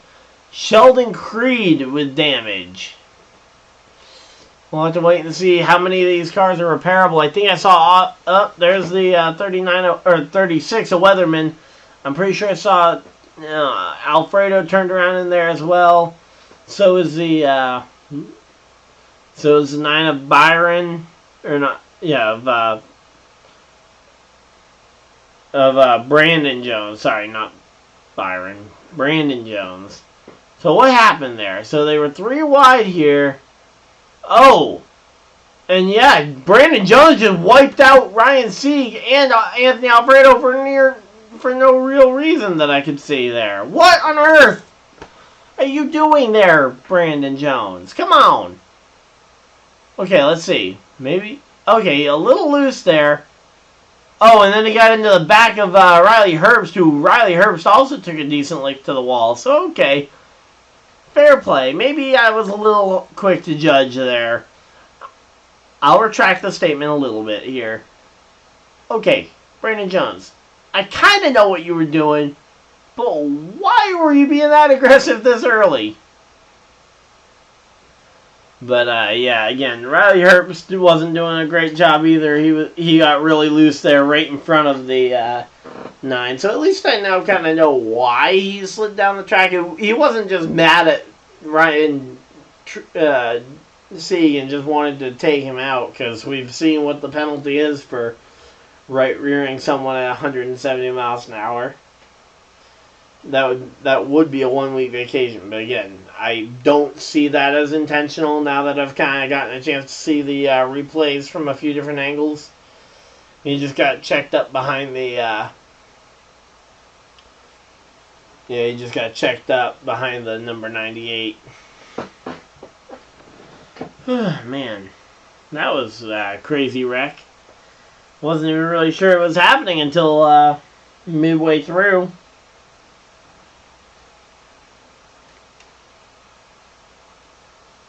But yeah, hopefully, I haven't seen actually. Wait a minute, did Austin Hill get through? I haven't seen if Austin Hill got damage in this or not.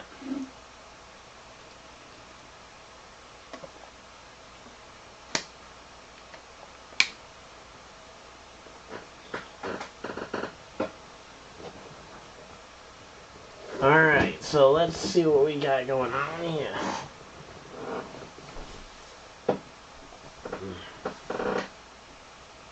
But yeah, Ryan Sieg, he went from a really good shot to win this race to walking away.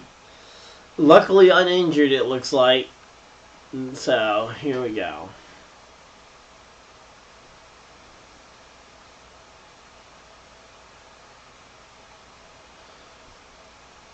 Yep, so,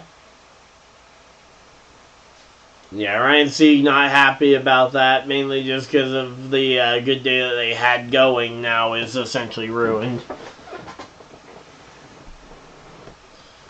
But, yeah, not much he really could have done about that. I mean, he had no way of knowing the 9 car was going to get checked up behind the outside line here.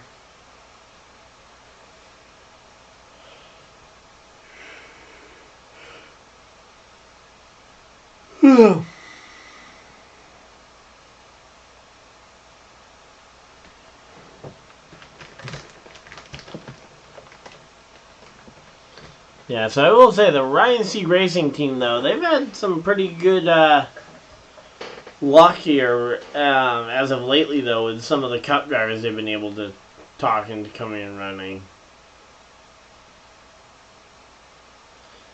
But yeah, right now it is just, it's late. I'm trying to stay awake for you guys as we get ready for the final stage. We are currently 10 laps in. But yeah, with this big wreck though, we're going to be here a minute while they clean up. Let me go ahead and write up the race poll for you guys though.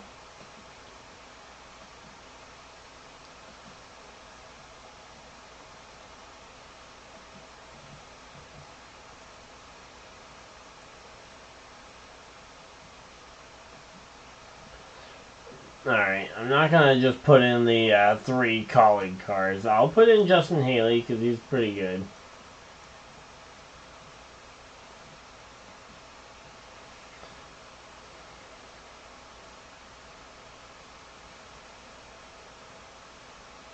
Let's see, Hunter...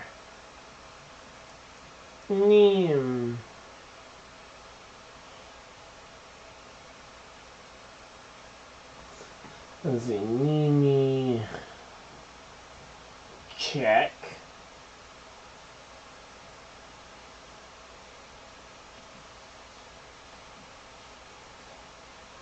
And we're going to put Austin Hill in here because he's my pre-race pick, so I want to include at least my pick.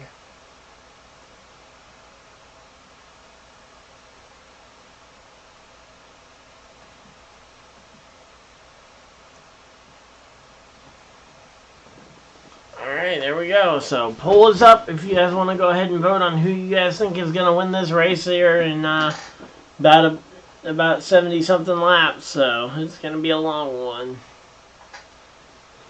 I hope we can just get this thing rolling and not have to worry about this race being a short kind of 5 laps here, 5 laps there type of deal.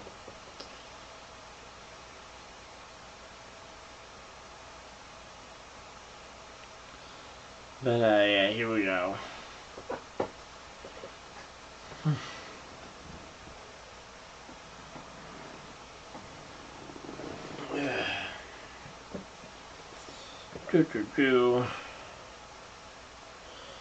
Man, just trying to stay awake right now because it is late. I've been up since literally about 4 in the morning. I was actually debating as to whether or not I would actually stream this one, considering how late it was. And the fact that I really didn't get much of a nap in this afternoon like I normally would like to if I'm going to have a night race broadcasting.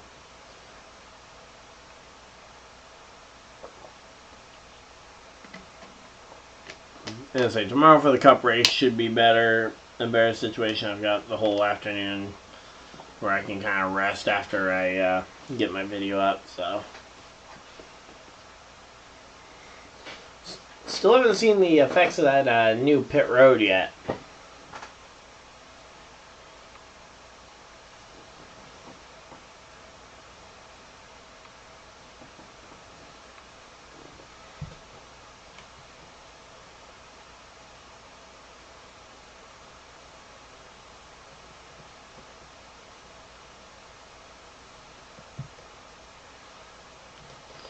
Yeah, I mean, as I say, they don't really have a good place to put the bottle of water when they're done with it in the car. I mean, as I say, and they need to get rid of it so they have room to bring on another one. I mean, they are literally baking in these cars, so. But yeah, the drivers do. That is pretty normalized at this point that the drivers just kind of go and throw their bottles of water on the ground. Yeah. Throw them out the window, and then they end up potentially being debris cautions later on down the race. So, yeah. Again, I kind of wish that the car maybe had a better system as to where to store the bottles of water when they're done with them, but again, you got to get rid of it nice and quick and be ready for the next one to come in. You don't want to be spending time trying to hand the empty water bottle through the window net, because that's crucial seconds, and every second counts when you're in the Xfinity Series trying to gain spots on pit road.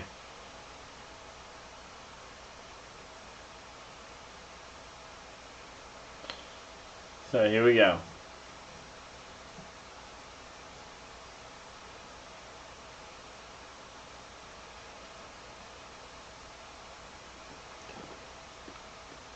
So, colleagues talking about the 11 being their driver to win this race, potentially. So, here we go.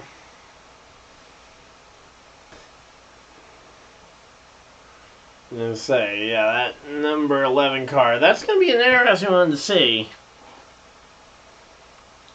I want to see how these colleague cars do now with the Haley kind of leading the charge at the front of the field here.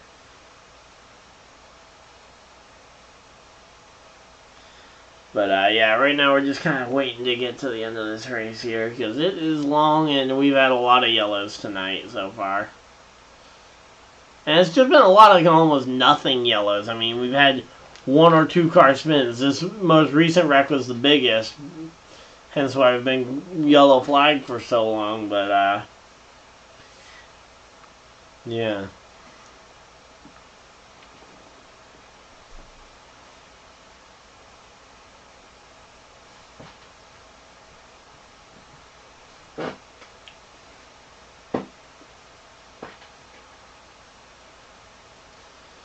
Yeah, so right now they're talking about AM Racing in the number 25 car for the for Brett Moffitt. I say they've run the NASCAR Truck Series quite a few times in the Don't Mess with Texas truck for Austin Wayne Self. I don't know if Austin Wayne Self owns any part of this team or not, but typically they've had Austin Wayne Self as their driver, but for Xfinity, it's Brett Moffitt. Giving him a nice chance to shine. So here we go. Let's see. Lights are off on the pace car. It is choose cone time, and all three colleague cars choosing the outside lane.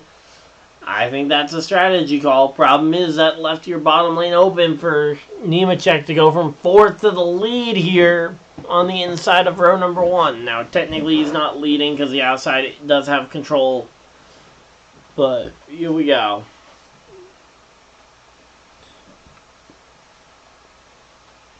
Normally at this point in the race, you would almost expect that one lane would just check up for the other and allow them to organize that way. But this time it looks like they're just going to pick the outside lane entirely here. Oh, we got some Justin Haley votes here in the poll. Justin Haley, we got a little bit of Austin Hill popping in. We got some people voting for other as well. So here we go. So yeah, they're showing the replay of what happened there at the end of stage number 1. That was an amazing run to the checkers there. But yeah, then Retzloff going around almost, which ended up bringing out the caution flag, which was a little annoying. But yeah.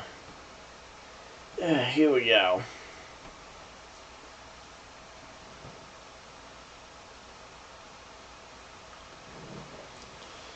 So, Sheldon Creed winning stage number 2, and then the big wreck happened behind and eliminated a bunch of good cars. And here we go, green flag is out, and they are racing one more time here in Atlanta. Could be the final restart here, we'll have to wait and see, but I don't think so. And especially if today's trends are anything to go by, sounds like we're going to have cautions very frequently. But, yeah, here we go. Oh, man. Right now, though, Justin Haley has that lead. He can move up or down if he needs to. But right now, I think he's just trying to pull his teammates through as well, to where his teammates might be able to do something as well here. But right now, it's Justin Haley in the lead. He's got a long way to go, though, if he wants to hand off the race lead to somebody. Of course, you don't want to hand over the race lead quite yet. Oh! Barry got in the fence a little bit there off of turn 3. So here we go. Let's see, Josh Bailey's going to have to just... Josh Berry's going to have to bail on this one. He's going to have to come to pit road, I think, because he's got a lot of smoke coming out those tires here. But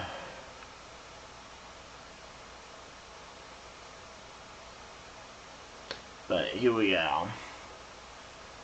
Chandler Smith goes down to try and block, and it is a colleague 1, 2, 3 here.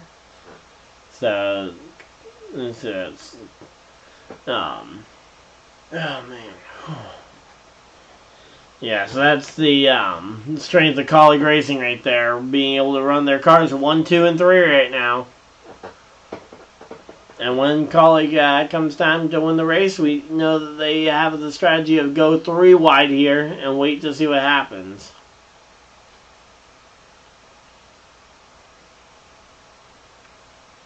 So here we go.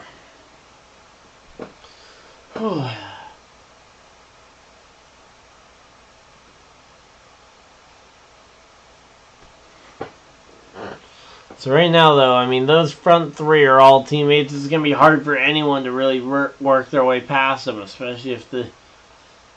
Oh, no! We got a caution flag once again here. This time it's again for Kyle Weatherman. Looks to be the... Kyle Weatherman in the 36 is around, and that has brought out yet another yellow. Which means yet another caution flag and yet another long period here as they go and dry up the fluid.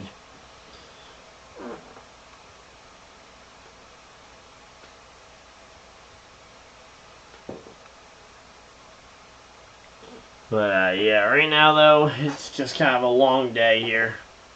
Thank you guys, by the way, for sticking with us. I know I'm not being as entertaining as I normally am because of the, I'd say it is really late.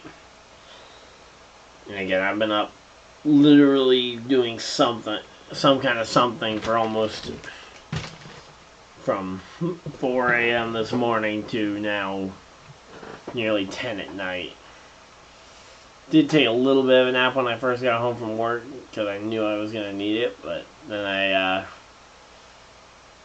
checked my phone and I saw the Mario Kart World title, which was, I didn't even realize it was going on.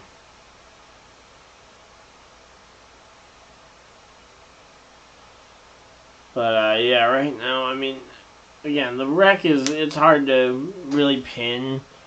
The big one, by the way, is who I'm talking about, because Ryan Sieg's on the screen and he's having a conversation with with them about it. But yeah, it's really hard when you're in a wreck and there's not really one specific person that you can blame, because there's just kind of a comedy of errors that led to it. I mean, the drivers shouldn't be that loose for the 98 and the 98 and the 9, but then the physics decided to say no. Alright.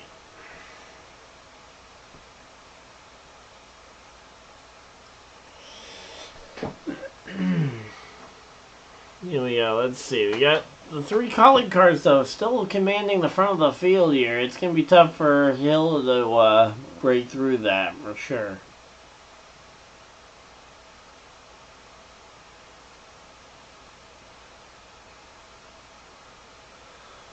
Oh, man, sorry. I'm just really tired.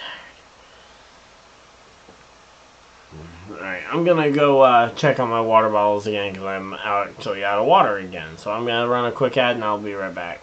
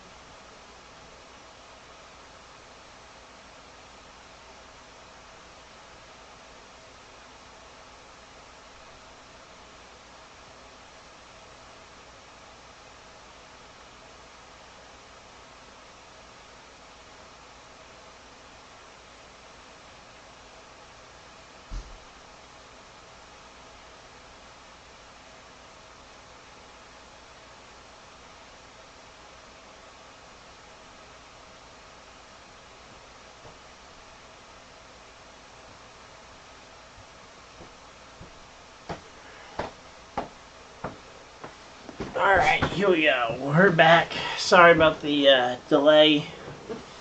Just had to go and get this one cleared up. Hopefully you guys are excited. I know I certainly am. And, alright, Justin Haley's starting to take a little bit of a lead here on the pole. So, I guess we're thinking that the colleague cars are going to get it, and they're going to let Justin Haley get this one instead of the guy that they kind of said it was his turn. But, yeah. Obviously, I don't think they necessarily have a specific plan as to who they are going to have win, but if they did, it would certainly be Hemrick's turn.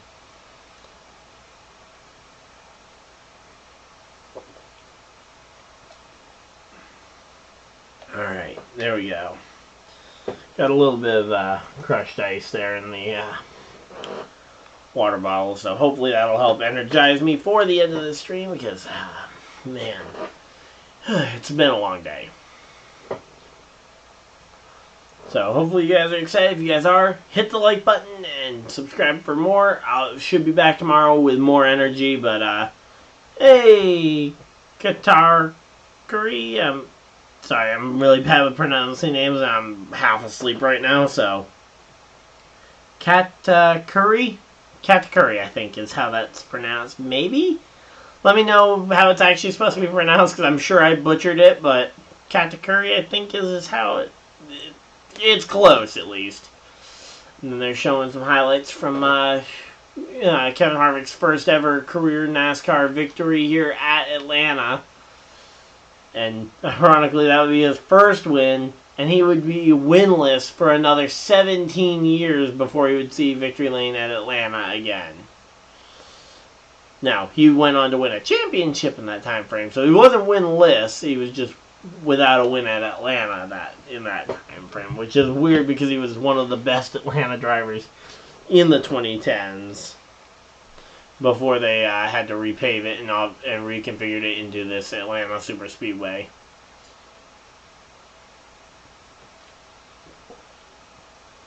I can't put up the actual race broadcast because of copyright issues, so I've got the leaderboard up for you guys, and I am commentating over the race as I see it. Now, I've got the race, though, where I can see it at least, so I can say what's going on, but yeah. Can't put the actual race footage up for pretty obvious reasons. Oh. Okay, so it was a flat tire on the 36 car of Weatherman, which caused the retirement. Okay. Actually, I don't know if he actually officially retired from the race or not after that one, but yeah. Certainly not the situation, though, that any of these guys want to end up in. So, Josh Berry on pit road getting some, getting some work done on the rear end of his car, and now they're talking with Riley Herbst, the kind of the guy that started all of it when he got loose in the middle of the corner.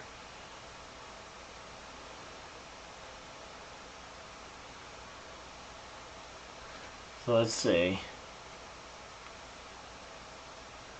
Oh, it was turn 1, not turn 3. So yeah, he just checked up, and that's what led to the massive crash that happened a few minutes ago. If you guys are just joining us, Riley Herbst checked up. Brandon Jones didn't realize he was going to check up and ended up getting checked up himself and spun down into a bunch of other cars at the bottom of the racetrack, including, but not limited to, Anthony Alfredo, Ryan Sieg, and more collected in that one.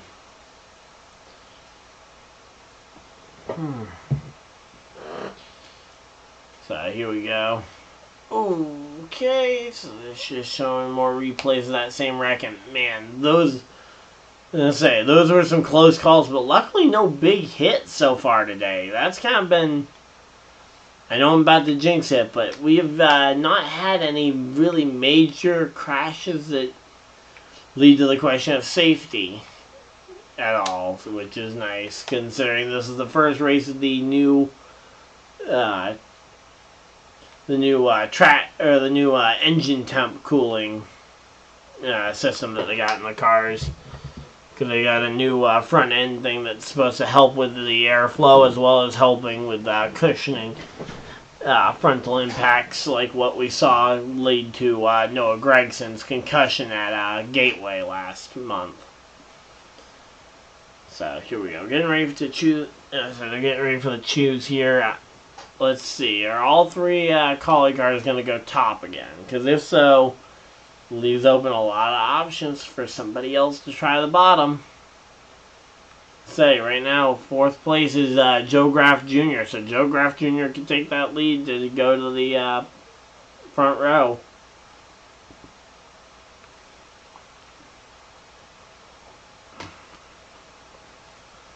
Oh, okay, so the top 4 all went to the outside lane. Joe Graff followed the collie cars, allowing John Hunter Nemechek to take that inside line from 5th to 1st here.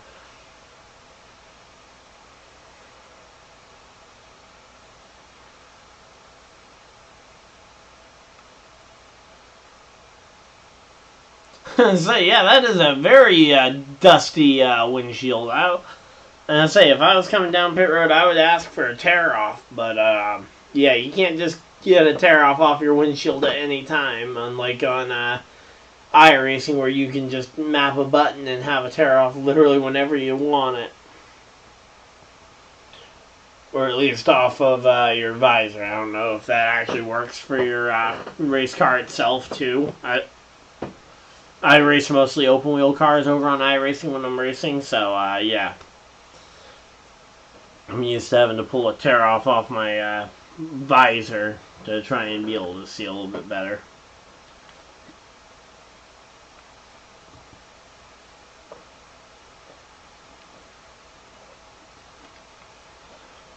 Alright.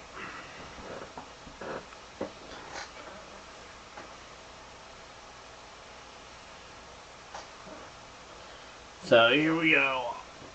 Haley, Hemrick, and Haley, Hemrick, and Chandler Smith on the top. John Hunter Nemechek on the bottom with help from, I'm not even sure who they are. See, oh, it's Custer and Austin Hill. There we go. 21 Austin Hill moves up the track in front of what's his name? In front of Joe Graff Jr. here. So everybody just trying to jump for positions here, and there we go. So the 20 and the 21 both got by the 16 of Colleague Racing, able to start splitting them up, because that's always the problem with superpowered teams, is that they're very hard to shake once you have them on you.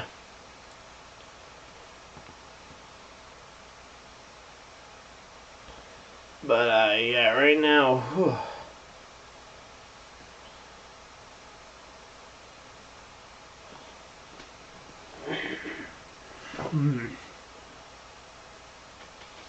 So yeah, right now though, the field's gotten single filed out. But yeah, right now John Hunter Nemechek is going to be coming up to the back bumper here of the 11 here to knock and ask. But here we go.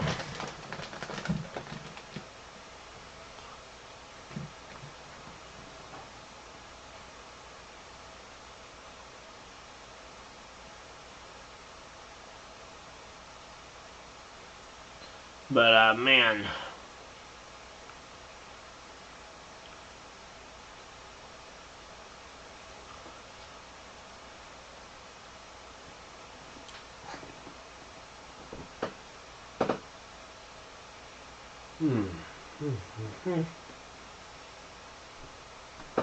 I say that 16 of Chandler Smith has gotten stuck on the bottom now.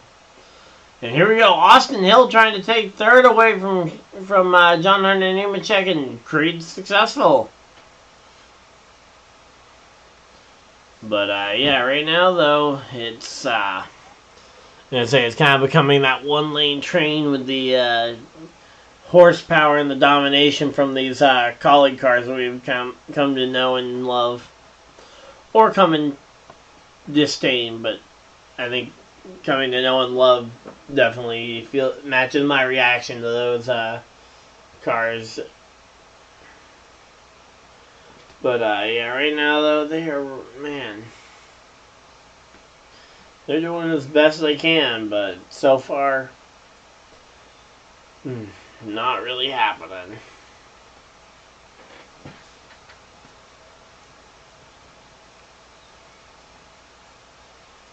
So here we go. So the 21 has gotten by everybody except for first place. So, but yeah, right now, here we go.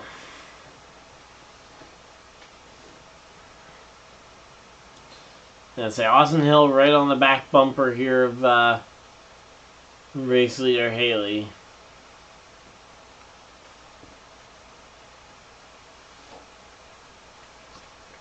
Alright. It's going to be a waiting game right now to see what ends up happening in terms of the battle here. Let's see.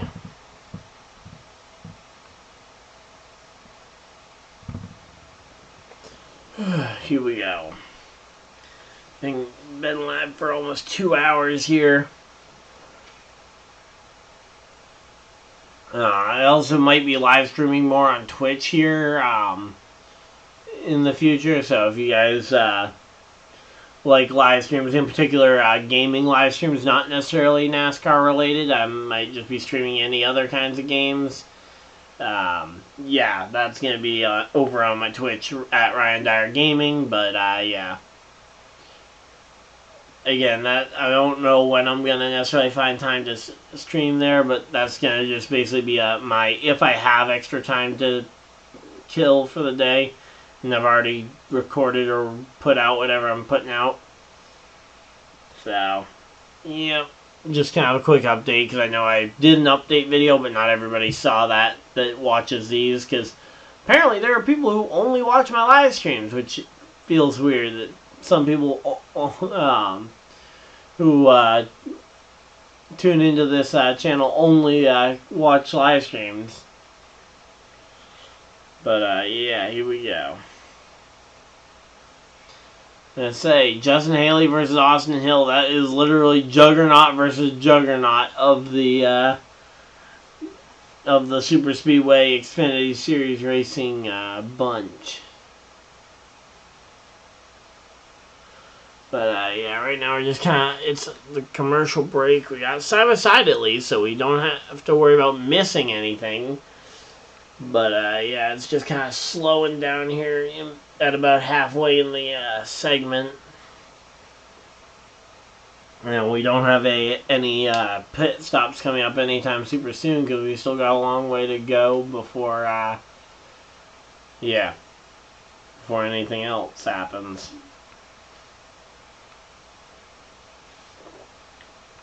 Green flag stops, that's what I was trying to talk about, though. Yeah, we got a long way to go till we have green flag stops due to the early yellows.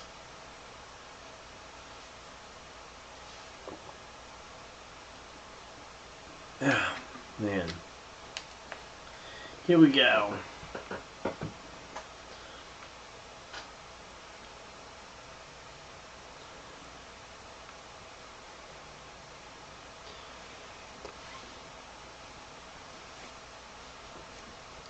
Alright, here we go.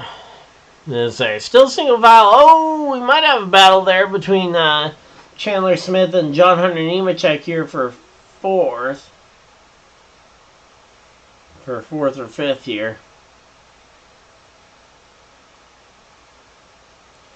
But yeah, right now though, it's interesting at the very least here. And there we go. Chandler Smith making a big move to the bottom of the racetrack. He's going to maybe even make a 2-for-1 deal here. There we go. Chandler Smith makes the pass on not only John Hunter Nemechek, but he also goes and passes his teammate Daniel Hemrick here. And now the two of them are trying to push each other here towards this one.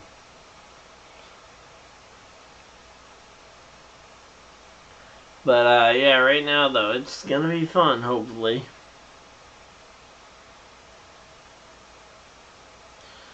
But yeah, right now we're just kind of hoping to get to the end of this one without too much more drama.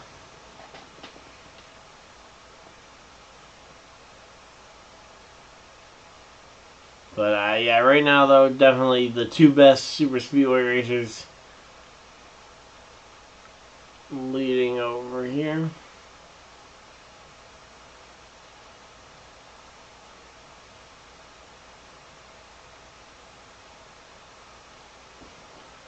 But yeah, man.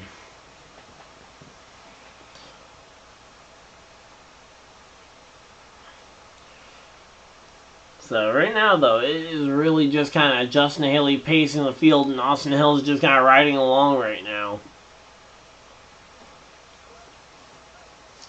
no need for Austin Hill to really challenge yet because we still got a long way to go.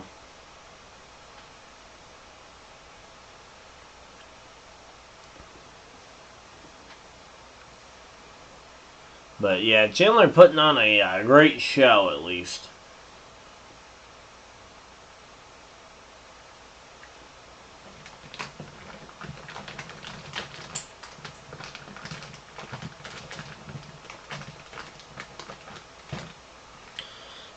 Alright, so here we go.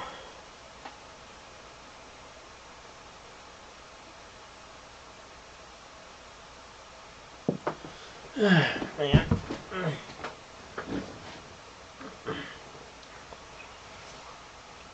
Man, that 21, he is trying everything he can to build any kind of run, but right now, oh, there we go, he's got a run!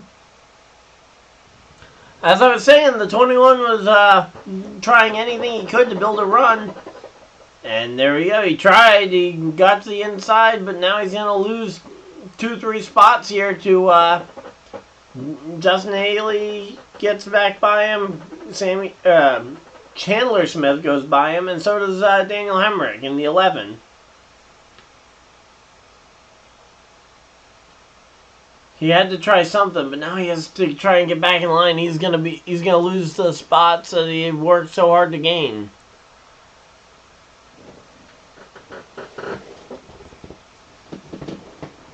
And in particular, you don't want that top 3 being 3 Kaulig drivers because of what they can do as a team when they have control of the front of the field.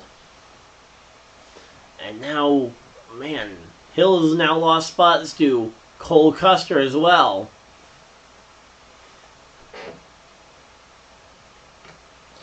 So, here we go.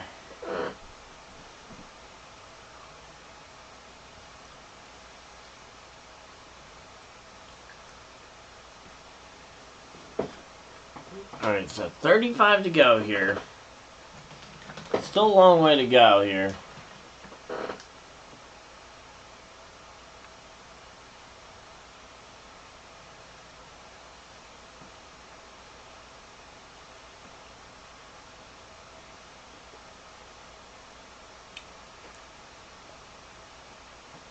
So Austin Hill has no teammates left in this fight. If he wants to win this thing, he's going to have to do it without much for help here.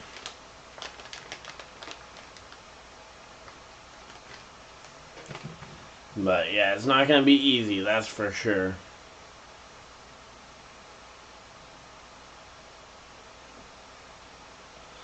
But yeah, right now though,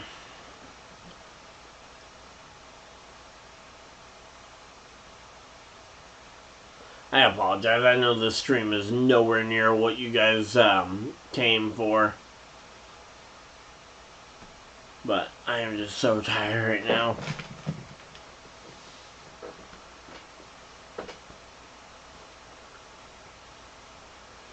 I'm not sure if I'm going to broadcast Xfinity next week for, well, I guess we'll see what's going on with the Xfinity series next week and what we might end up being able to do instead.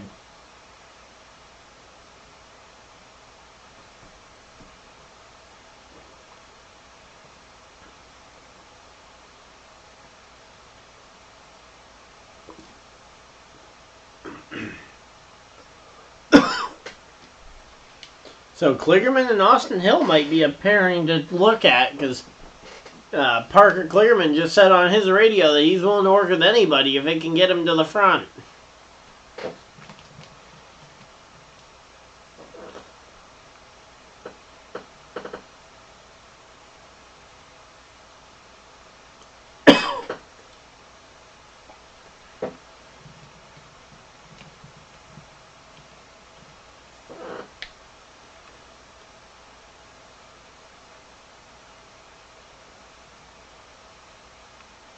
Yeah, the red, white, and blue cars, that's something we didn't see a lot of at Chicago, surprisingly. We didn't see a lot of patriotic schemes for it being 4th of July weekend because it was a brand new track and every sponsor wanted to be a part of it.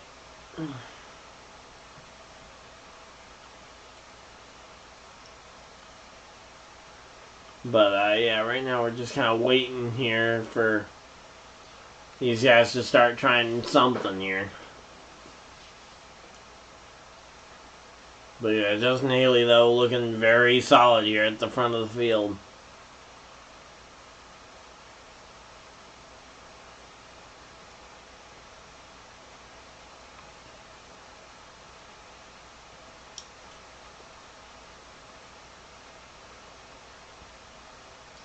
And then say lap cars here, that could potentially play a factor here.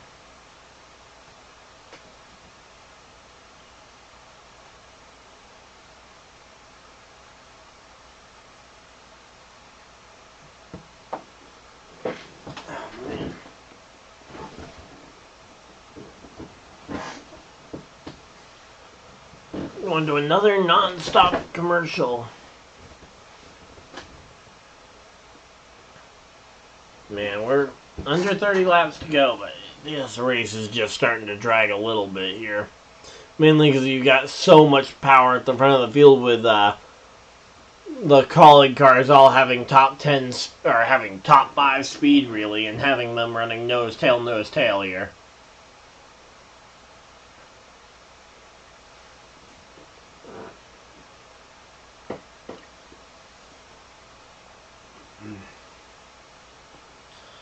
But yeah, man, certainly don't want to see overtime here.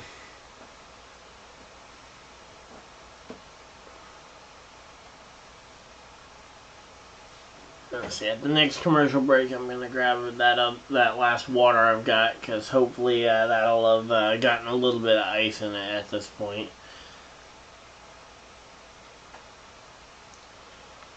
But yeah, right now, just kind of looking down through the field. So you got Austin Hill and the two Parkers, Parker Clearman, Parker Retzloff. Potentially that 1-2-3 combo could be something potent if they have a lane to go to.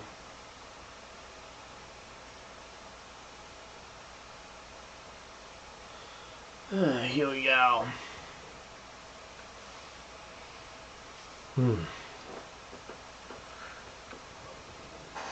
So we go to New Hampshire next week.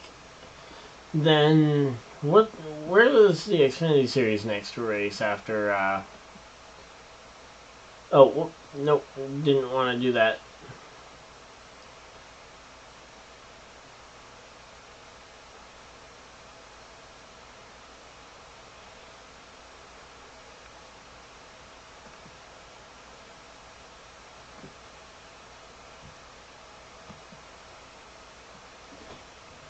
Alright, 1 second. I accidentally messed up the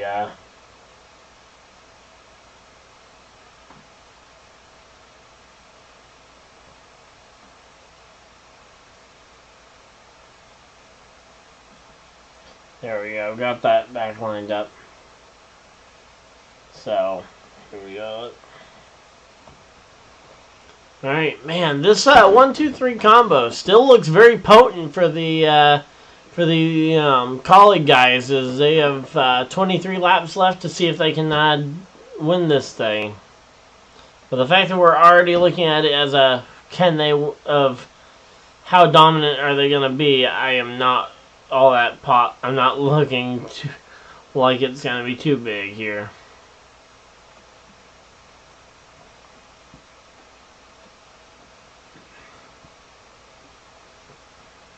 So they race at Xfinity races at New Hampshire next week at 3 p.m. Then Pocono is a 5:30 start time? What? For a track with no lights, that seems very premature. Then you got Road America for the Xfinity cars. Which that's going to be interesting to see them running Road America, considering the Cup cars aren't there this year. I'm curious if the local fans might use that as a chance to try and boycott the race because they're upset about losing their Cup date that they had just gotten. But Hemrick here should be running low on fuel here soon. But yeah, he's at, I think, 90 laps on these tires is what that says. The rest of the field's on like 60 to 70s here. There we go. There's Austin Hill with the run to the inside on the 21. He's got help from Cole Custer right now, actually, which is fun.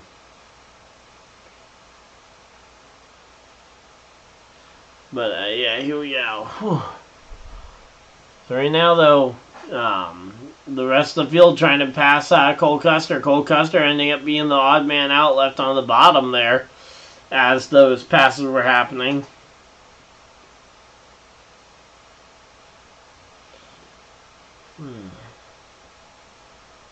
Man, here we go. Let's see, we got less than 20 laps to go. And it's actually a very close battle in terms of points here. Kligerman has made it a close battle because Herbst wrecked out. So the conversation we had earlier about this being one of the perfect point situations for Herbst, now we see the crash by Herbst and by Kligerman sticking in it almost all day here. It looks like it's going to shift that points conversation there.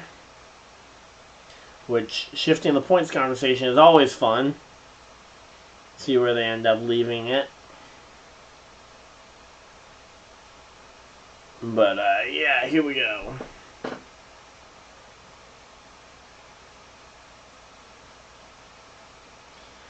But, yeah, right now it's just, it's a thing. Let's see, we got 16 laps to go here. And again, these front three aren't going to get racy with each other. And we already know it, which is just draining any sort of energy that I might be able to find out of this thing. Oh, whoa, whoa, whoa! Austin Hill pops out of line all the way to the bottom, even below the line for a moment there. He gets back above it before proceeding to pass the... But here we go. Man. Let's see, this 21 car is now... All he's got to do is now break up these colleague racing cars, and he's shown he's got the speed. The problem is he has no help behind him for the most part in terms of people with better cars, because he hasn't really found anybody with a better car yet.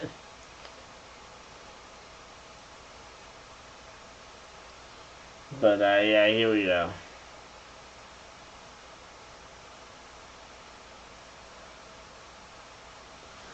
Alright, so here we go.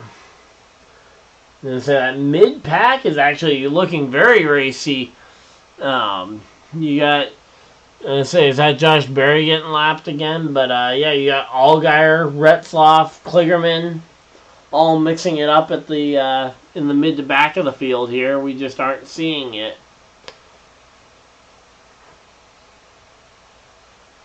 But yeah, right now though, Austin Hill is making this look easy though, in terms of running around here and trying to make time. 13 laps to go here in the NASCAR Xfinity Series race.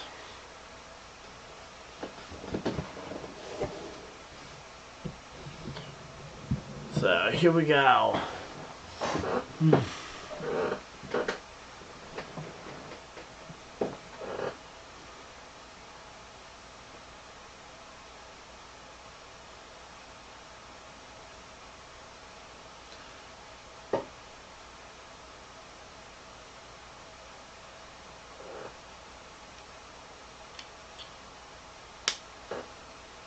So here we go.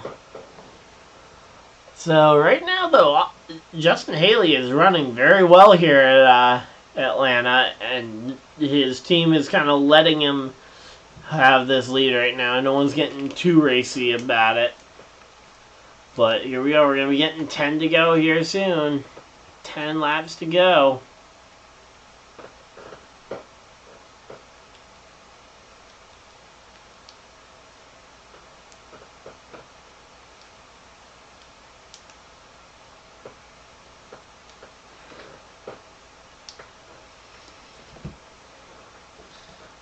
try to clean my ears out because I'm not hearing very well right now, but.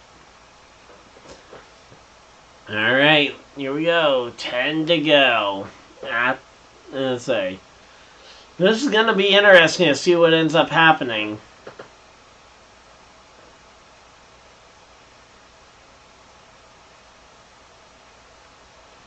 But, yeah, here we go.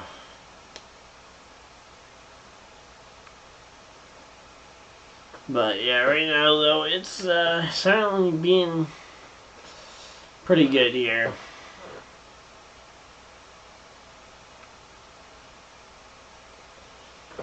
But, yeah, right now, Austin Hill, he's right there. He could make a run here. He just needs the right momentum behind him and the right opportunity in front of him.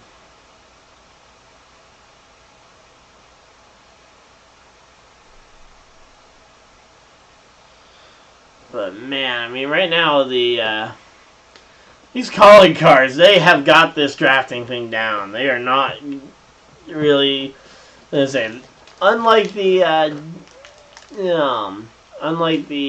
Daytona guys, yeah,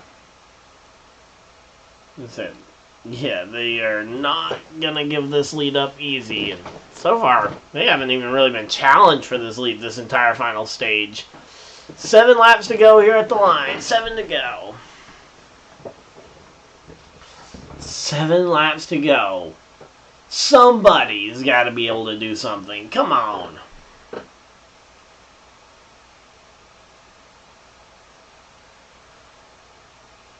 So here we go.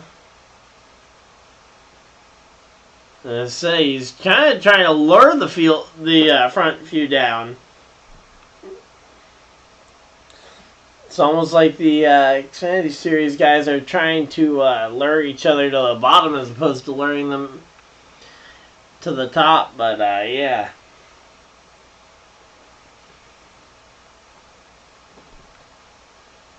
But, yeah, right now, though, we got ourselves 6 laps to go. It'll be 5 to go at the line this time. 5 laps remaining in this race here at Atlanta.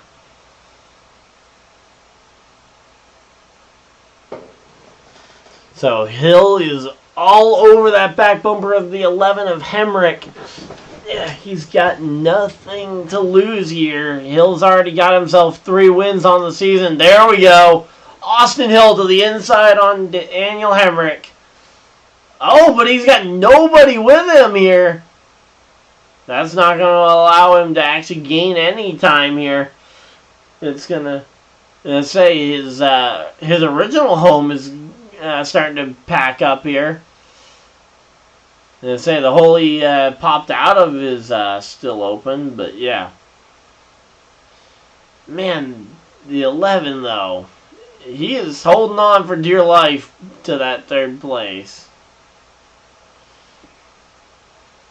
Yeah, if anybody would go with Austin Hill here, he might have had an okay shot.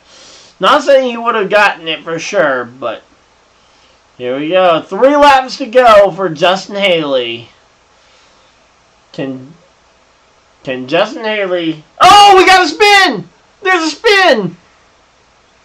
Parker Chase goes for a spin. Wait. No! I think we are staying green somehow. We got the big spin there, and there we go. Now the 11 has been shuffled back. Daniel Hemrick has been shuffled back here. Oh, and 21 of Austin Hill is now around, and that's going to bring out the caution flag here. We're going to overtime. Overtime here in Atlanta, and man, my pick to win the race ends up being the overtime caution here.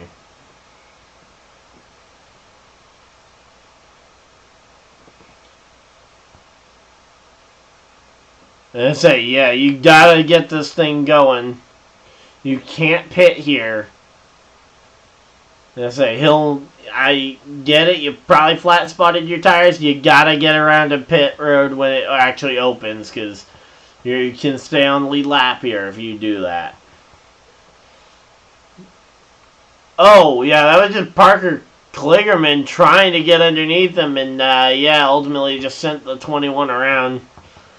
I think that's just a bit of inexperience on Kligerman's behalf because he doesn't. Until this year, he had not raced Xfinity very much. Yeah, trucks have kind of always been his thing, but here we go.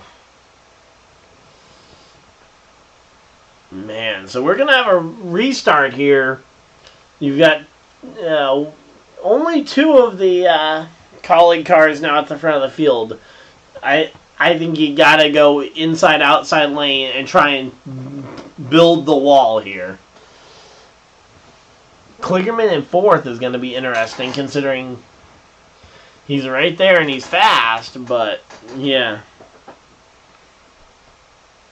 The biggest question on that one, though, is he mentally here and ready for the battle after being partially to blame for that last wreck?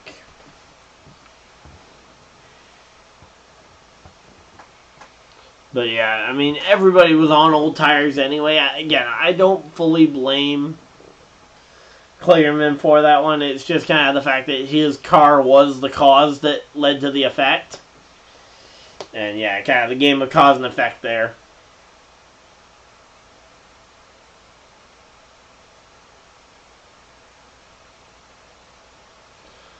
But yeah, we're getting ready for overtime. Here we go.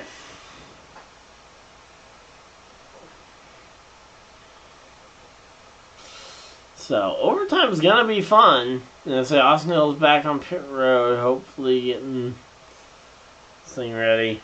But nobody can pit here, realistically here.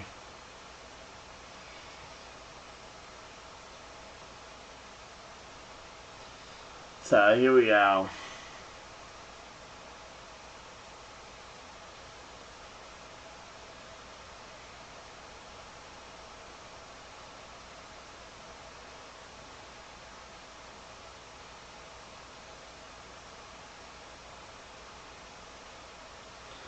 Alright, here we go. Welcome to the stream, everybody. Hopefully you guys are excited. I know I have been absolutely abysmal today. I'm just so tired. It's been a long day, but we'll be back and recharge for tomorrow. For sure, but we got ourselves 2 laps to go here in the NASCAR Xfinity Series.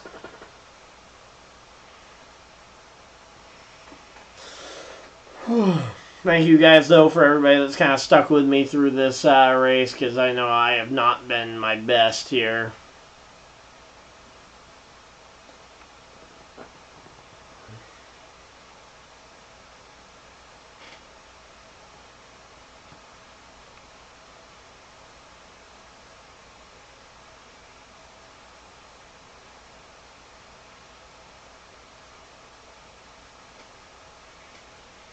Alright, here we go. Do they even have enough fuel left? I mean, they've been on this run here for a while here. I'm going to say, we're in overtime here. But do they have enough fuel here? That's the other thing. It's going to happen, but yeah, here we go.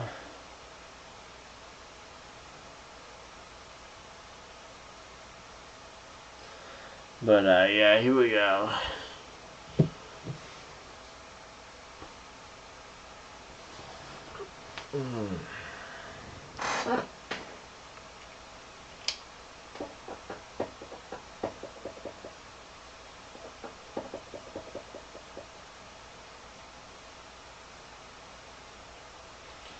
Alright, so here we go.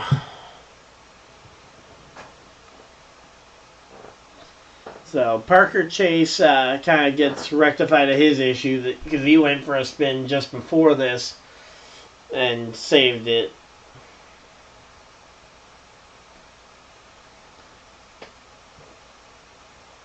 Oh, I think that was actually Balicki there. But yeah, here we go.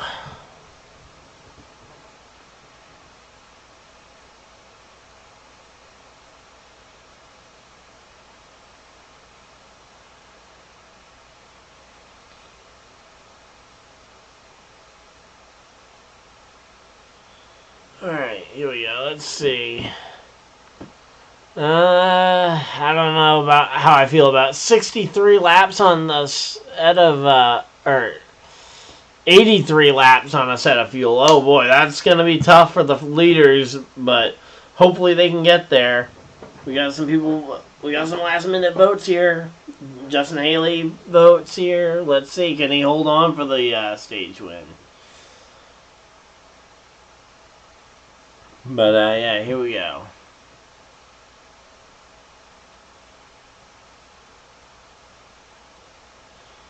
But yeah, here we go. Hey Daniel, how's it going? Man, I'm just so tired right now. We got overtime here, and then I'm heading to bed because I gotta be up in about 5 hours for work. But yeah, we'll be back though for the Cup race tomorrow. So subscribe if you're new, so you guys don't miss that. But right now we're getting ready for this overtime restart here in the NASCAR Xfinity Series.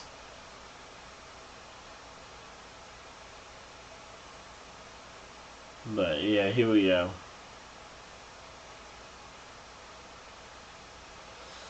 But yeah, here we go. Let's go. Let's say, what will Nemechek and Parker Kligerman do? I think what those two do... Oh! They gave John Hunter Nemechek the front row. Are you kidding me? Come on. The disrespect to give John Hunter Nemechek the front row. I mean, now granted, you did have the collie car there of the 11 trying to go to the bottom, so maybe he can use that position to try and question. But yeah, here we go.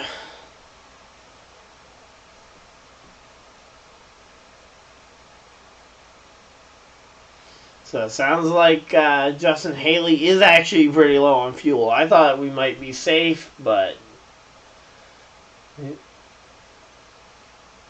yeah, here we go.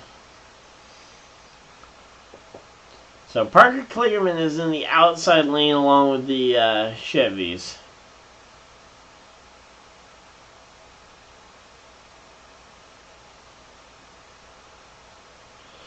Alright, here we go. Welcome everybody. We're getting ready for the end of this NASCAR Xfinity Series race here. Man, I almost forgot what series this is. NASCAR Xfinity Series race here from Atlanta. 3 laps to go. It'll be 2 at the line this time when they go green, and we're going to be racing here.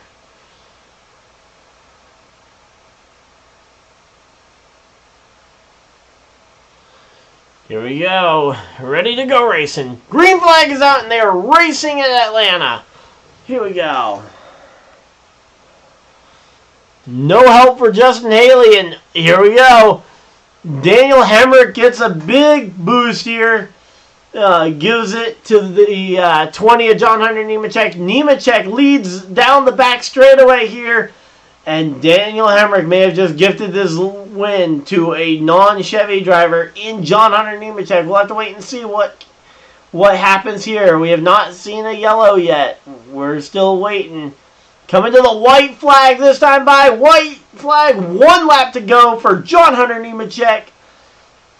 Daniel Suarez getting passed by a teammate here. I thought that I was pretty sure that Haley was just going to help Hemrick however he could there, but ended up dumping him a little bit there. Or at least not working with him here. And now through turns 3 and 4 for the final time, it's John Hunter Nemechek off of turn 4. Nemechek wins in Atlanta over Daniel Hemrick. Cole Custer comes 3rd. 4th, Justin Haley. 5th, Sam Mayer. So, man, massive congratulations to John Hunter Nemechek. I'm going to do my normal quick run through of the full finishing results. Like I normally do, and then I'm going to be hopping off here. But, man, massive congratulations, though, to those guys who got a top 5 here.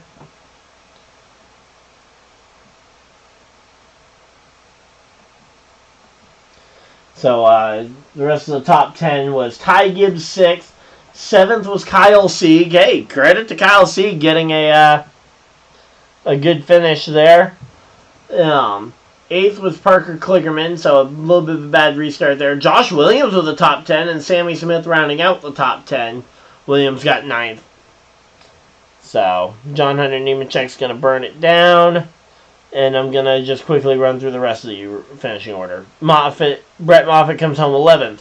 Austin Hill, after having to pit and being the caution that sent us to overtime, Austin Hill came back to 12th place. 13th for Jeb Burton. 14th, Kaz Growlett in the number 26 car. Jeremy Clements in the 51 rounds out the top 15.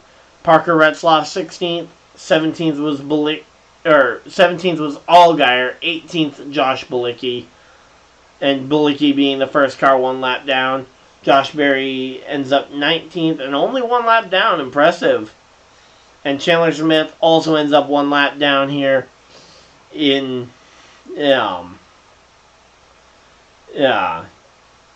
And he's actually the last car 1 lap down in 20th. Then Joe Graff Jr., David Starr, Jeffrey Earnhardt, Mason Massey, Ryan Ellis round out the next 5. Then you had Smithley, Parker Chase, Brennan Poole, Akinori Ogata finishes 29th. And Mason Maggio finishes 30th. Kyle Weatherman comes home 31st, 32nd Blaine Perkins, 33rd Brandon Jones, 34th Anthony Alfredo, 35th was Sheldon Creed, so Sheldon Creed was taken out in that early wreck. Okay. I noticed we hadn't heard from him. I wasn't sure if he just had heavy damage or if he was out, but no, he was out. Then Riley Herbst, Ryan Sieg, and Greg Van Alst round out the NASCAR Xfinity Series field here at Atlanta. Hopefully you guys enjoyed. If you guys did, leave a like on the video. Subscribe if you guys are new so you guys don't miss any future videos or live streams. I will be live tomorrow for the NASCAR Cup Series race along with a video explaining the new pit rules for Atlanta for the Cup guys tomorrow. But until next time, hopefully you guys enjoyed, and I'll see you guys next video, live stream, whatever you guys decide to do with the rest of your day. Have a great day, everybody, and goodbye!